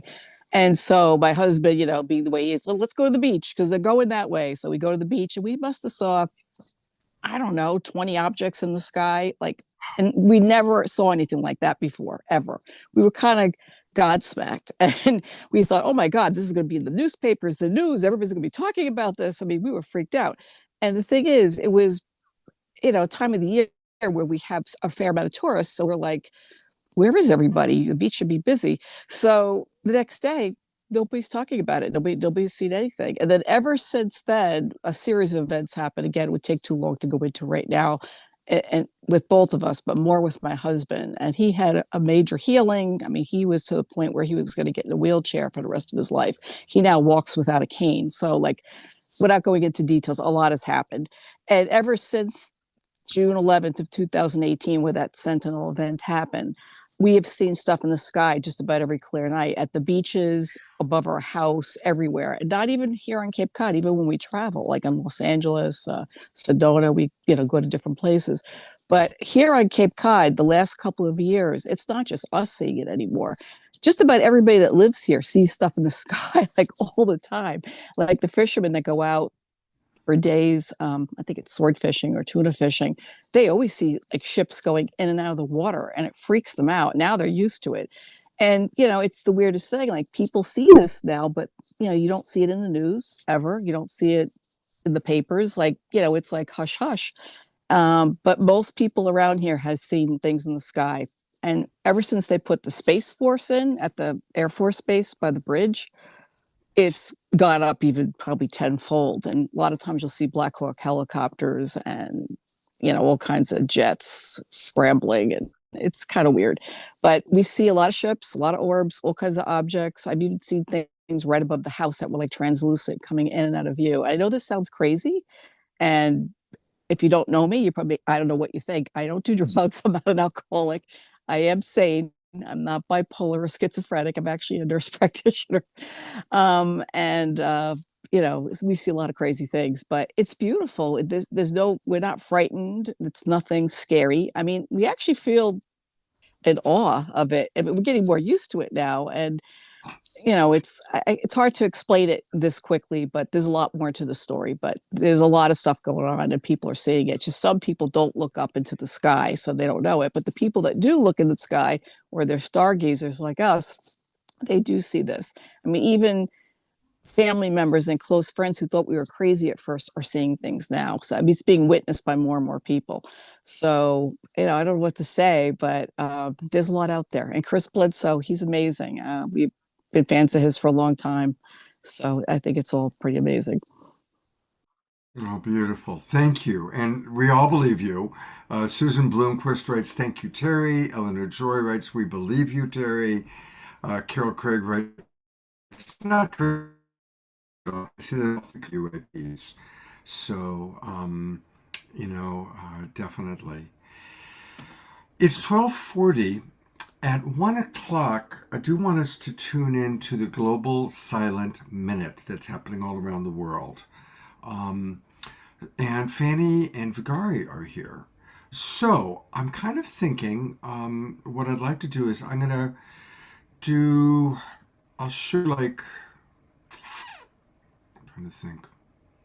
show a few minutes more of Chris Bledsoe. Then we're going to go to Fanny and Vigari to play some music. And then let's drop into a brief meditation and tune into the Global Silent Minute. And then I'm going to close by showing Jude Currivan. All right? So that's the plan. And so we'll go back and we'll watch a little more of Chris Bledsoe and that program. We didn't mean to go there, but stopped there. Fell in love and started my piloting career. And so the training area, when you take flying lessons, happens to be right over these big round lakes. It's very unpopulated out in there. And so I first saw these depressions in the ground, and there are literally thousands of them everywhere. And under LIDAR, you can see the Cape Fear River running through the middle of it. And all these depressions, some you can't see, some are lakes, some are just discolorations in the soil. You see a big field, and there's a black round area. And so I always wondered what that was, and it put it into my psyche. And I hunted this area as a young person, but after what happened in 2007, I got a knock on the door a year later, 2008. Dr. Howlett Povenmire from NASA comes knocking on my door. And he began to tell me about the Carolina Bays and the connection to strange things and the tektites, these Georgia tektites, unique. They're unique tektites. There's a couple of different kinds. One's called an Indochinite, which they find them all over. But the specific type of tektite they find, called the Georgia tektite, they find them up and down what they call the fall line, which is the ancient shore, I-95, going east, north, and south along the East Coast, is built along the fall line. So there are like 500,000 of these depressions that are ranging from New Jersey to Georgia. So if you got in a satellite and you counted them, there's over 500,000.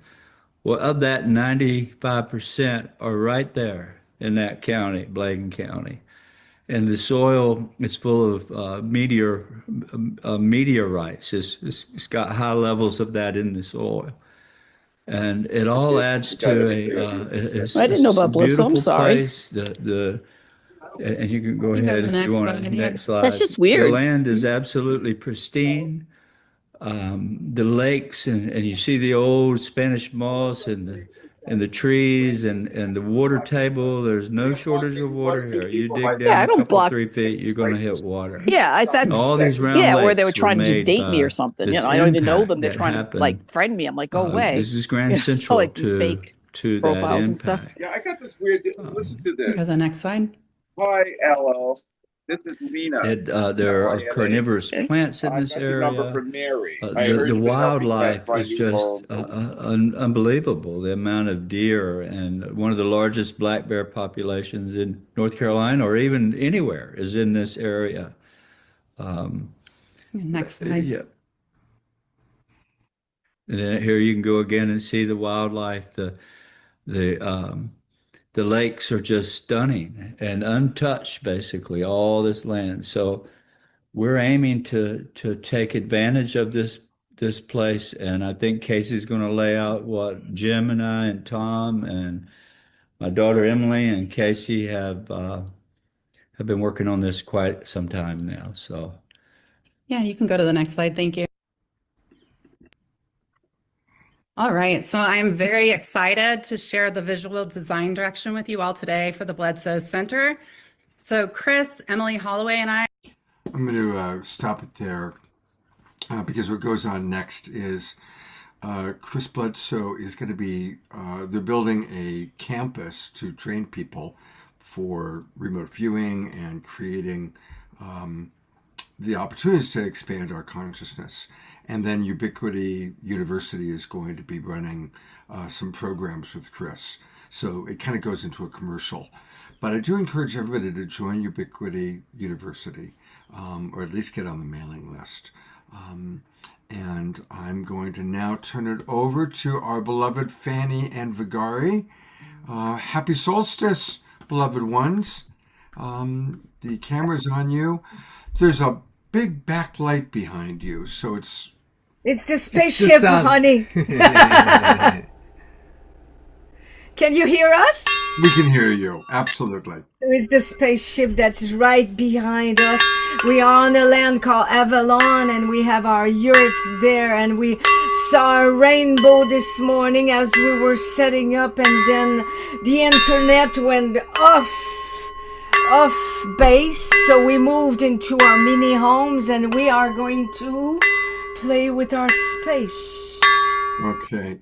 The sound that Vigari is making is very loud. It comes across very, very loud. So maybe tap it much more lightly because it's dominating a little bit. I know I didn't get a chance to do a sound check. No. So.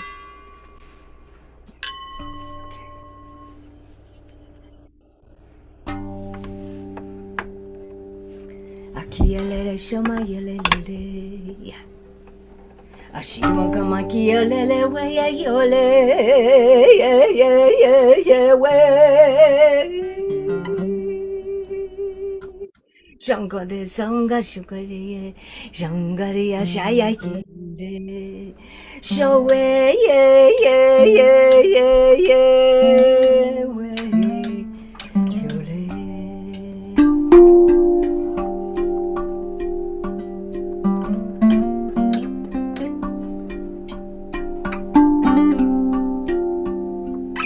Shangamaya kye, give thanks for the land, for the skies, for the star people. I say bring it on, bring it on, bring it on.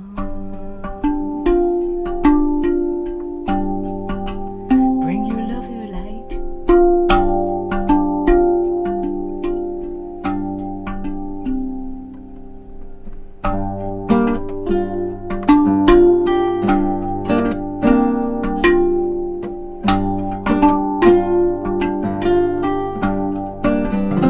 Shakumbaya yo yo yeah, Shambamba yeah yeah.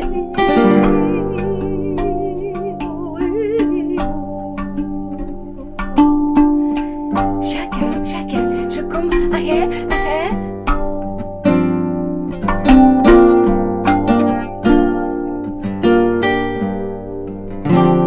Et voilà, bringing in the love, bringing in the light, bringing in the love, bringing in the light, bringing in the sing with us, bringing in the light, sing with us, bringing in the light, bringing in the love.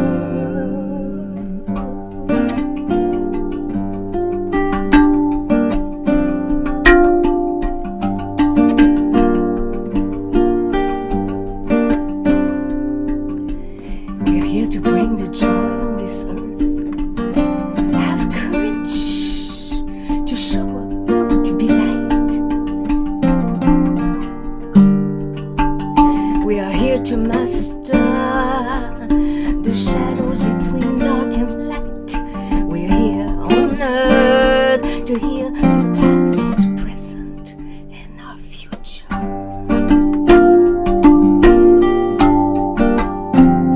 So bring it on. Bring. It's an invitation, a declaration of peace on earth. Here we are. Bring it on. Bringing in the light, bringing in the love, bringing in the light, bringing in the love. En français, amener la lumière, amener l'amour, l'amour, l'amour, amener la lumière, amener l'amour, yeah, yeah, yeah, yeah, jamba yellow, jungumbamba kike we shola yellow.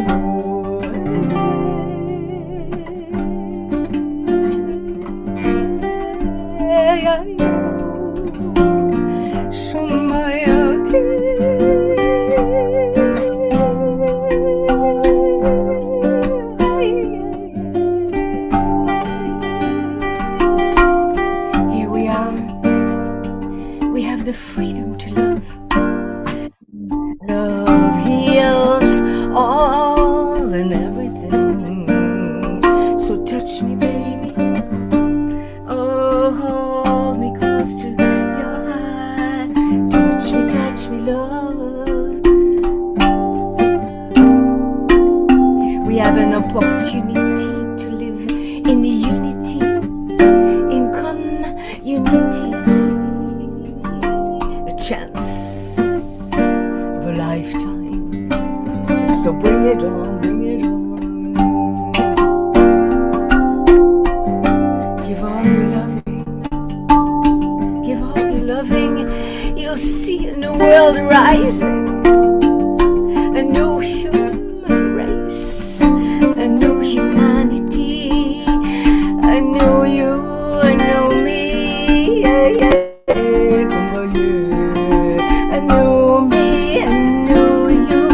inouïe.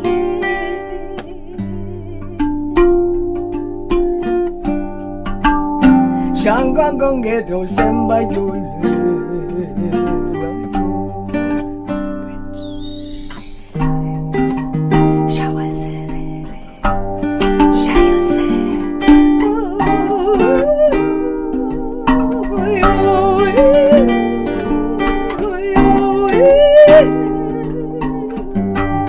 We are angels, let the angels guide us through the light, as we are, bringing joy, laughter, grace, beauty, the love force of the universe. Oh, yole,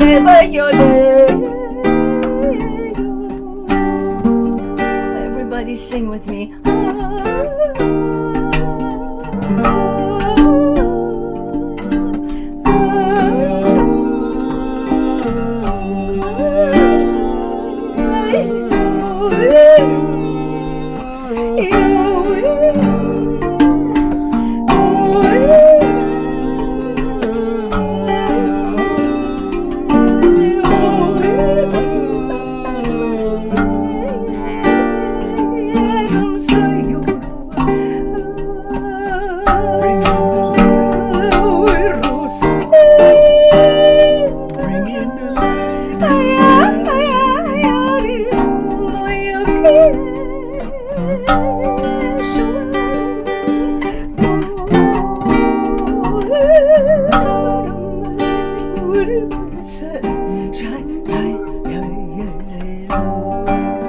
Bring it on.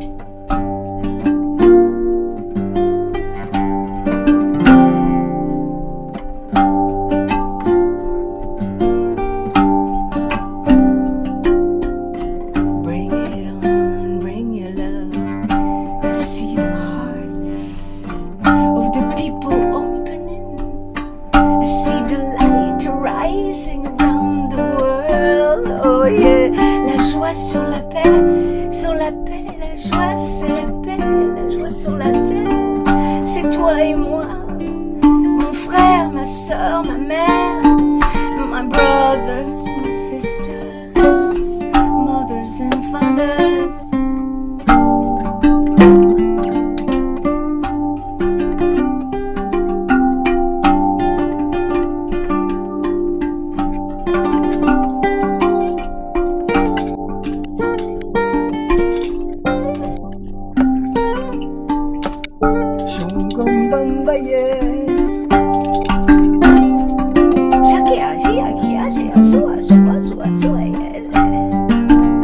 Bring the joy, grace, beauty, as we together shine a loving light. Bring it on, bring it on, my love. It's all about oneness. We share our oneness, the oneness that we have with our Creator, and the unity that we have with our brothers and sisters right here on Earth and across the galaxy.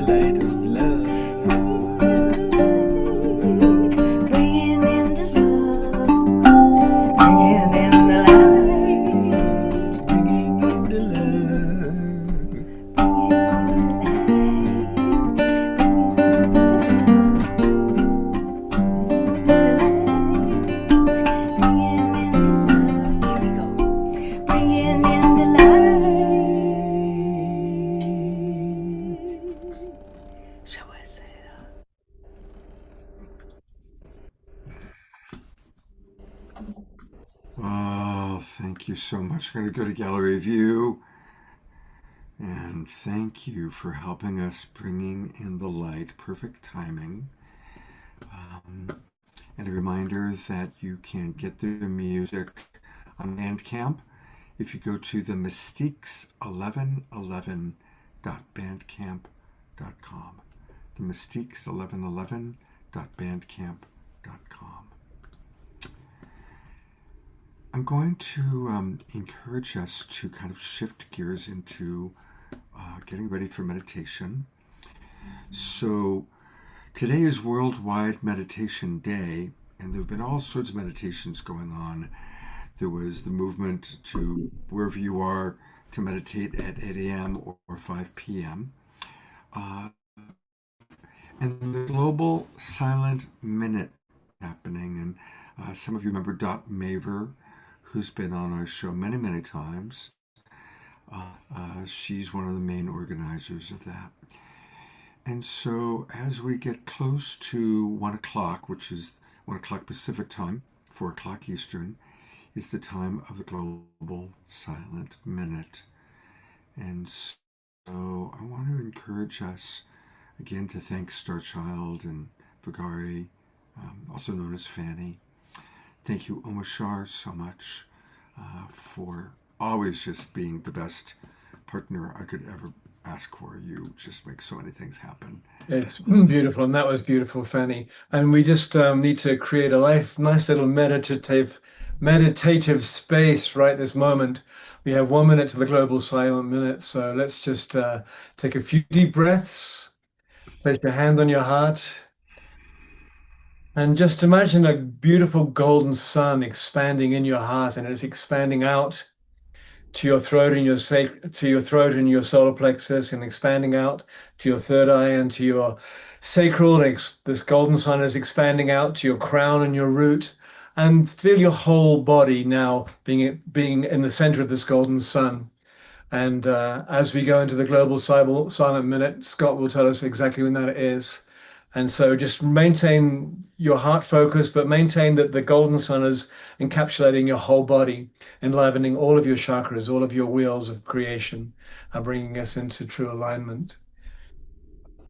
So we're almost there.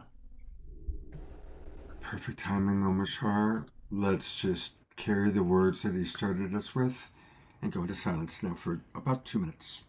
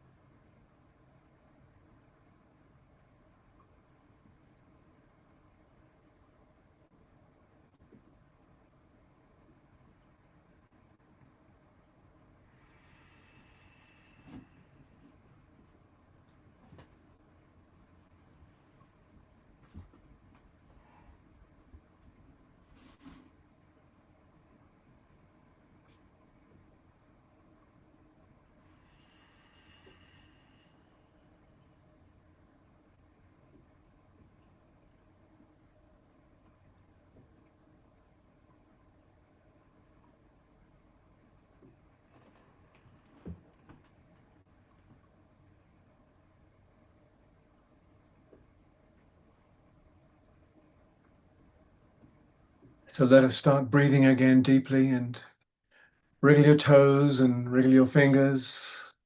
And keep that hand on your heart and know we're all in this together. We are rising together. And the golden sun is that within our heart, which empowers every cell in our body. And as the world meditates, there are hundreds of thousands of us meditating across the world today. And there's only one of us behind all those individualizations. So let's remember that we are together and we are rising.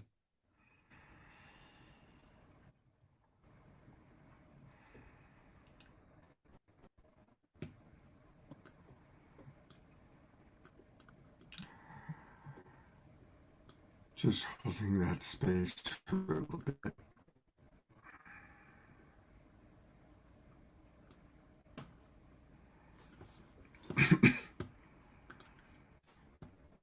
Thank you so much, Omashar.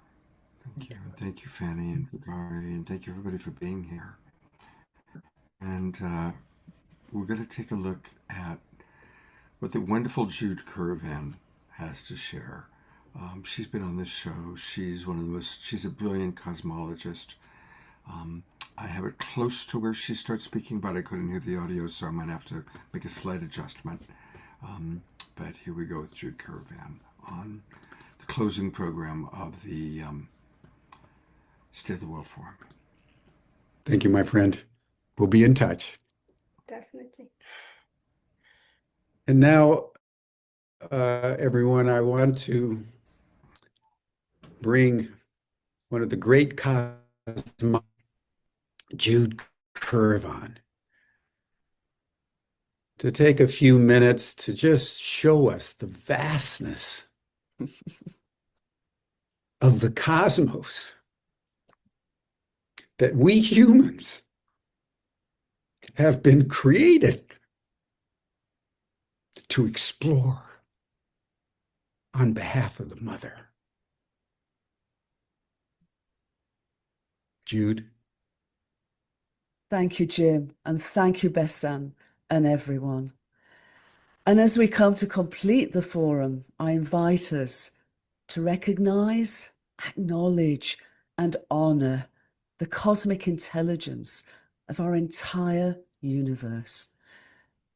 Ever-increasing scientific evidence at all scales of existence and numerous fields of research is overturning the paradigm of a merely material and mechanistic universe, which has resulted in our collective dis-ease of separation and trauma.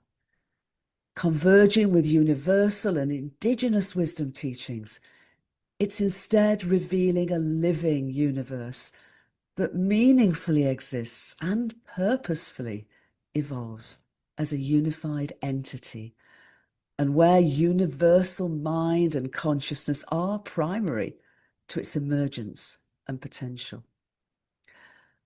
Our universe began nearly 14 billion years ago, not in the implied chaos of a bang, but as the first moment of an exquisitely, wonderfully fine-tuned, ordered, and ongoing big breath that breathes the gift of life through our little breaths in every moment. Georg, first slide, please. Here we're looking more than 13.5 billion light years into space and 13.5 billion years back in time to the formation of the earliest galaxies, whirling communities of spinning stars and emergent promise. Second slide, please. Over billions of years within spiral galaxies such as this and our own Milky Way, generations of stars have been born, lived, and died. Each has undertaken a wondrous alchemy, transmuting the simplicity of their initial hydrogen and helium into all the elements that would go on to evolve planets and plants and people. At the end of their lives, some of the largest exploded, and in their passing, bequeathed their elemental abundance to form immense interstellar clouds of hydrogen, stardust, and vitally, water ice. Slide 3, please. The precise and benevolent conditions within such clouds then enabled complex organic molecules to develop, the initiators of biological life. This is an image of one such cloud in the Eagle Nebula of our galaxy, and within whose nests are eggs or evaporating gaseous globules of future stars. These pillars of creation birthed our planetary system. But to evolve further, planetary homes were needed.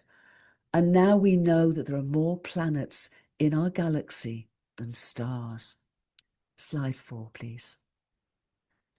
Around 5 billion years ago, within such a cloud, a star exploded as a supernova. Its shock waves likely collapsing such an egg and its surrounding material. Again, not in chaos, but into a spinning disk around a protostar. Next slide. This is a 4.6 billion year old asteroid named Bennu. Material brought back from Bennu and recently analysed has confirmed the presence of amino acids, the building blocks of biological organisms, us, water, and crucially, all 5 nucleobases of DNA and RNA, even before the birth of our planetary home Gaia, and unchanged ever since, and the same for all her biological children. The mastery of the DNA and RNA genetic code have guided their intricate evolution from the simplest cells to the most complex and diverse ecosystems. The evidence from Bennu and interstellar clouds offer promise that such emergence is likely, as we've discovered and explored through our forum, likely abundant through our galaxy and our entire universe. 7, please. Slide 7, thank you. Vitally, for us, Gaia is located in a habitable or Goldilocks zone and as a water planet. Her sentience, however, is embodied not only in her biological organisms, but also throughout her planetary rocks and minerals, waters and atmosphere, forming an interdependent Gaia-sphere that has nurtured the continuing progress of complexity for over 4 billion years, and again to us. Next slide, please. The story of our universe is our story. We're each microcosmic co-creators in its evolutionary magnificence and impulse, and we belong as family members of its vast communities of life. It's surely time for us to live up to the name we've given ourselves, Homo sapiens, wise human. And in doing so, to learn from the wisest intelligence, our unitive universe, and to communicate with the wonders within and surrounding us in seen and unseen realms. And ask, what if love is not only the outcome of humanity's journey, but a universal design and evolutionary principle through which coherence, healing, and regenerative futures emerge at every scale of being? This perception is at the heart of the philosophy of Rumi and Sufi tradition.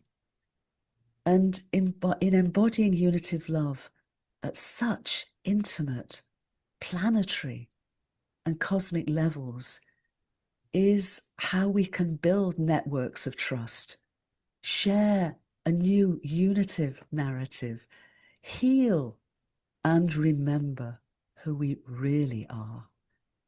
and re-enter sacred relationship with each other and the whole world. This is the spiral dance of our soul's journey to who we can evolve to become.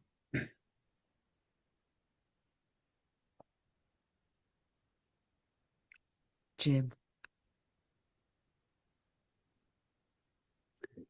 Thank you, Jude.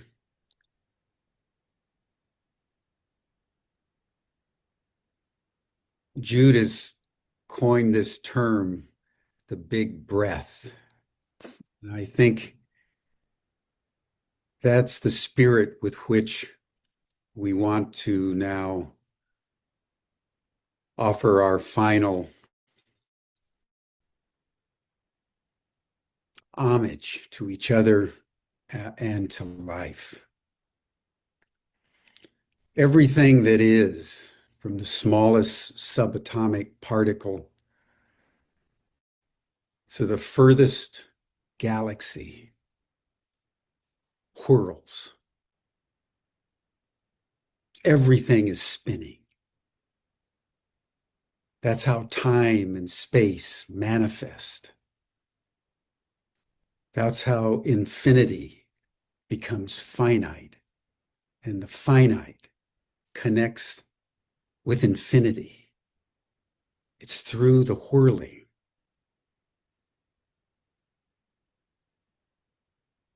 Today is the day, December 17th, that is known in history as the wedding day of Jalaluddin Rumi, the great Persian mystical poet of the 13th century, who developed all his poetry through whirling.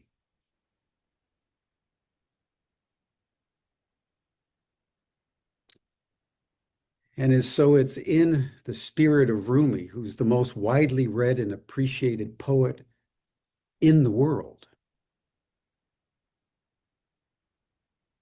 that we now want to bring the 2025 State of the World Forum to a close.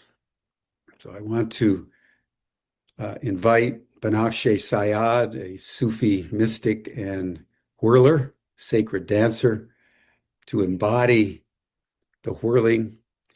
And when she is done, Diane Longboat, one of the grandmothers, who has been keeping the sacred fire, which was lit at the beginning and will be blown with breath into infinity as we close. To honor Rumi, to honor the human spirit as we all whirl together into the cosmos as one. Thank you, everyone.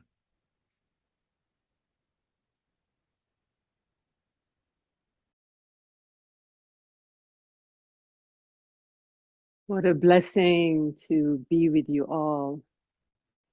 Rumi spoke of consciousness as something that evolves from intelligence to intelligence until it remembers itself as one with its source.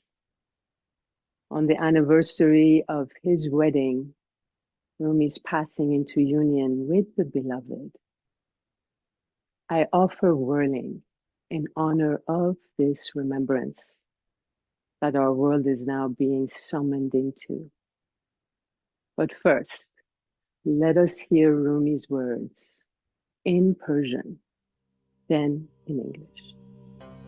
از جمادی مردم و نامی شدم و از نما مردم به حیوان برزدم مردم از حیوانی و آدم شدم پس چه ترسم کی ز مرگم کم شدم حمله دیگر بمیرم از بشر تا برآرم از ملائک بال و پر و از ملک هم بایدم جستن ز جو کل شیء هالک الا وجهه بار دیگر از ملک قربان شوم آنچه اندر وهم ناید آن شوم. I died from the mineral state and became a plant. I died from plant life and rose into animal being. I died from the animal state and became human. So why should I fear? When did dying ever diminish me? Once more I shall die beyond the human, so I may lift my wings among the angels. And even from angel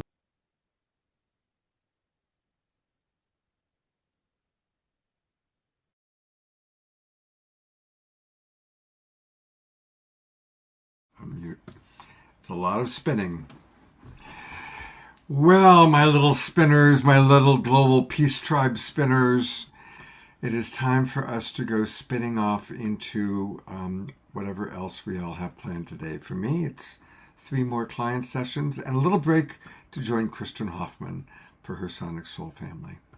I'm going to go to gallery review one last time. Thank you, everybody, for being with us. Amazing. We still have 30 of you still with us, so that's beautiful. And a reminder that tomorrow we are going to have a special edition, again, of Making Contact. And what we're going to be focusing on are people who have actually had direct experiences of connection with non-human intelligence. It is a free program. I sent out an email to all of our subscribers, and you're all subscribers, with the link for tomorrow. Also, it'll be on Facebook and YouTube. For those of you watching right now on Facebook and YouTube, we'll go out again that way. Oh my God, look at all the chats that came in. I did not have the chat on. But Dia Therese writes, this is deeply moving. Memories of Persian existence. Maximum gratitude for speaking Rumi in his language first. Yeah, Carol Craig, I got dizzy too. Dr. Laura got up in the foyer and was spinning away. That's beautiful, beautiful. I'm glad that beautiful comments coming in. Speaking of timeline shifts, DR, we've been talking about the timeline shifts. I did a pre-record with Elizabeth April yesterday, which you'll get to see. I'm going to show parts of it as Eve show because she's timeline shifts in 2026. And yeah, she said that the timelines are shifting so quickly now. Everything is changing that fast. Anyway, I love each and every one of you. Thank you for being here, making it truly a sacred Sunday. Thank you, Wild Monk Gerald Anderson, for demonstrating by location with a little help of Zoom. Thank you, Amashar, for being exactly who you are, all that you do. And I hope to see you all tomorrow. Thank you, Fanny and Vigari and the Mystiques. Thank you, DR, for your help. Thank you, everybody. Have a beautiful rest of the Sacred Sunday, and we'll see you tomorrow afternoon. Oh, by the way, remember, tomorrow's at 5, not 6 p.m. 5 start time tomorrow.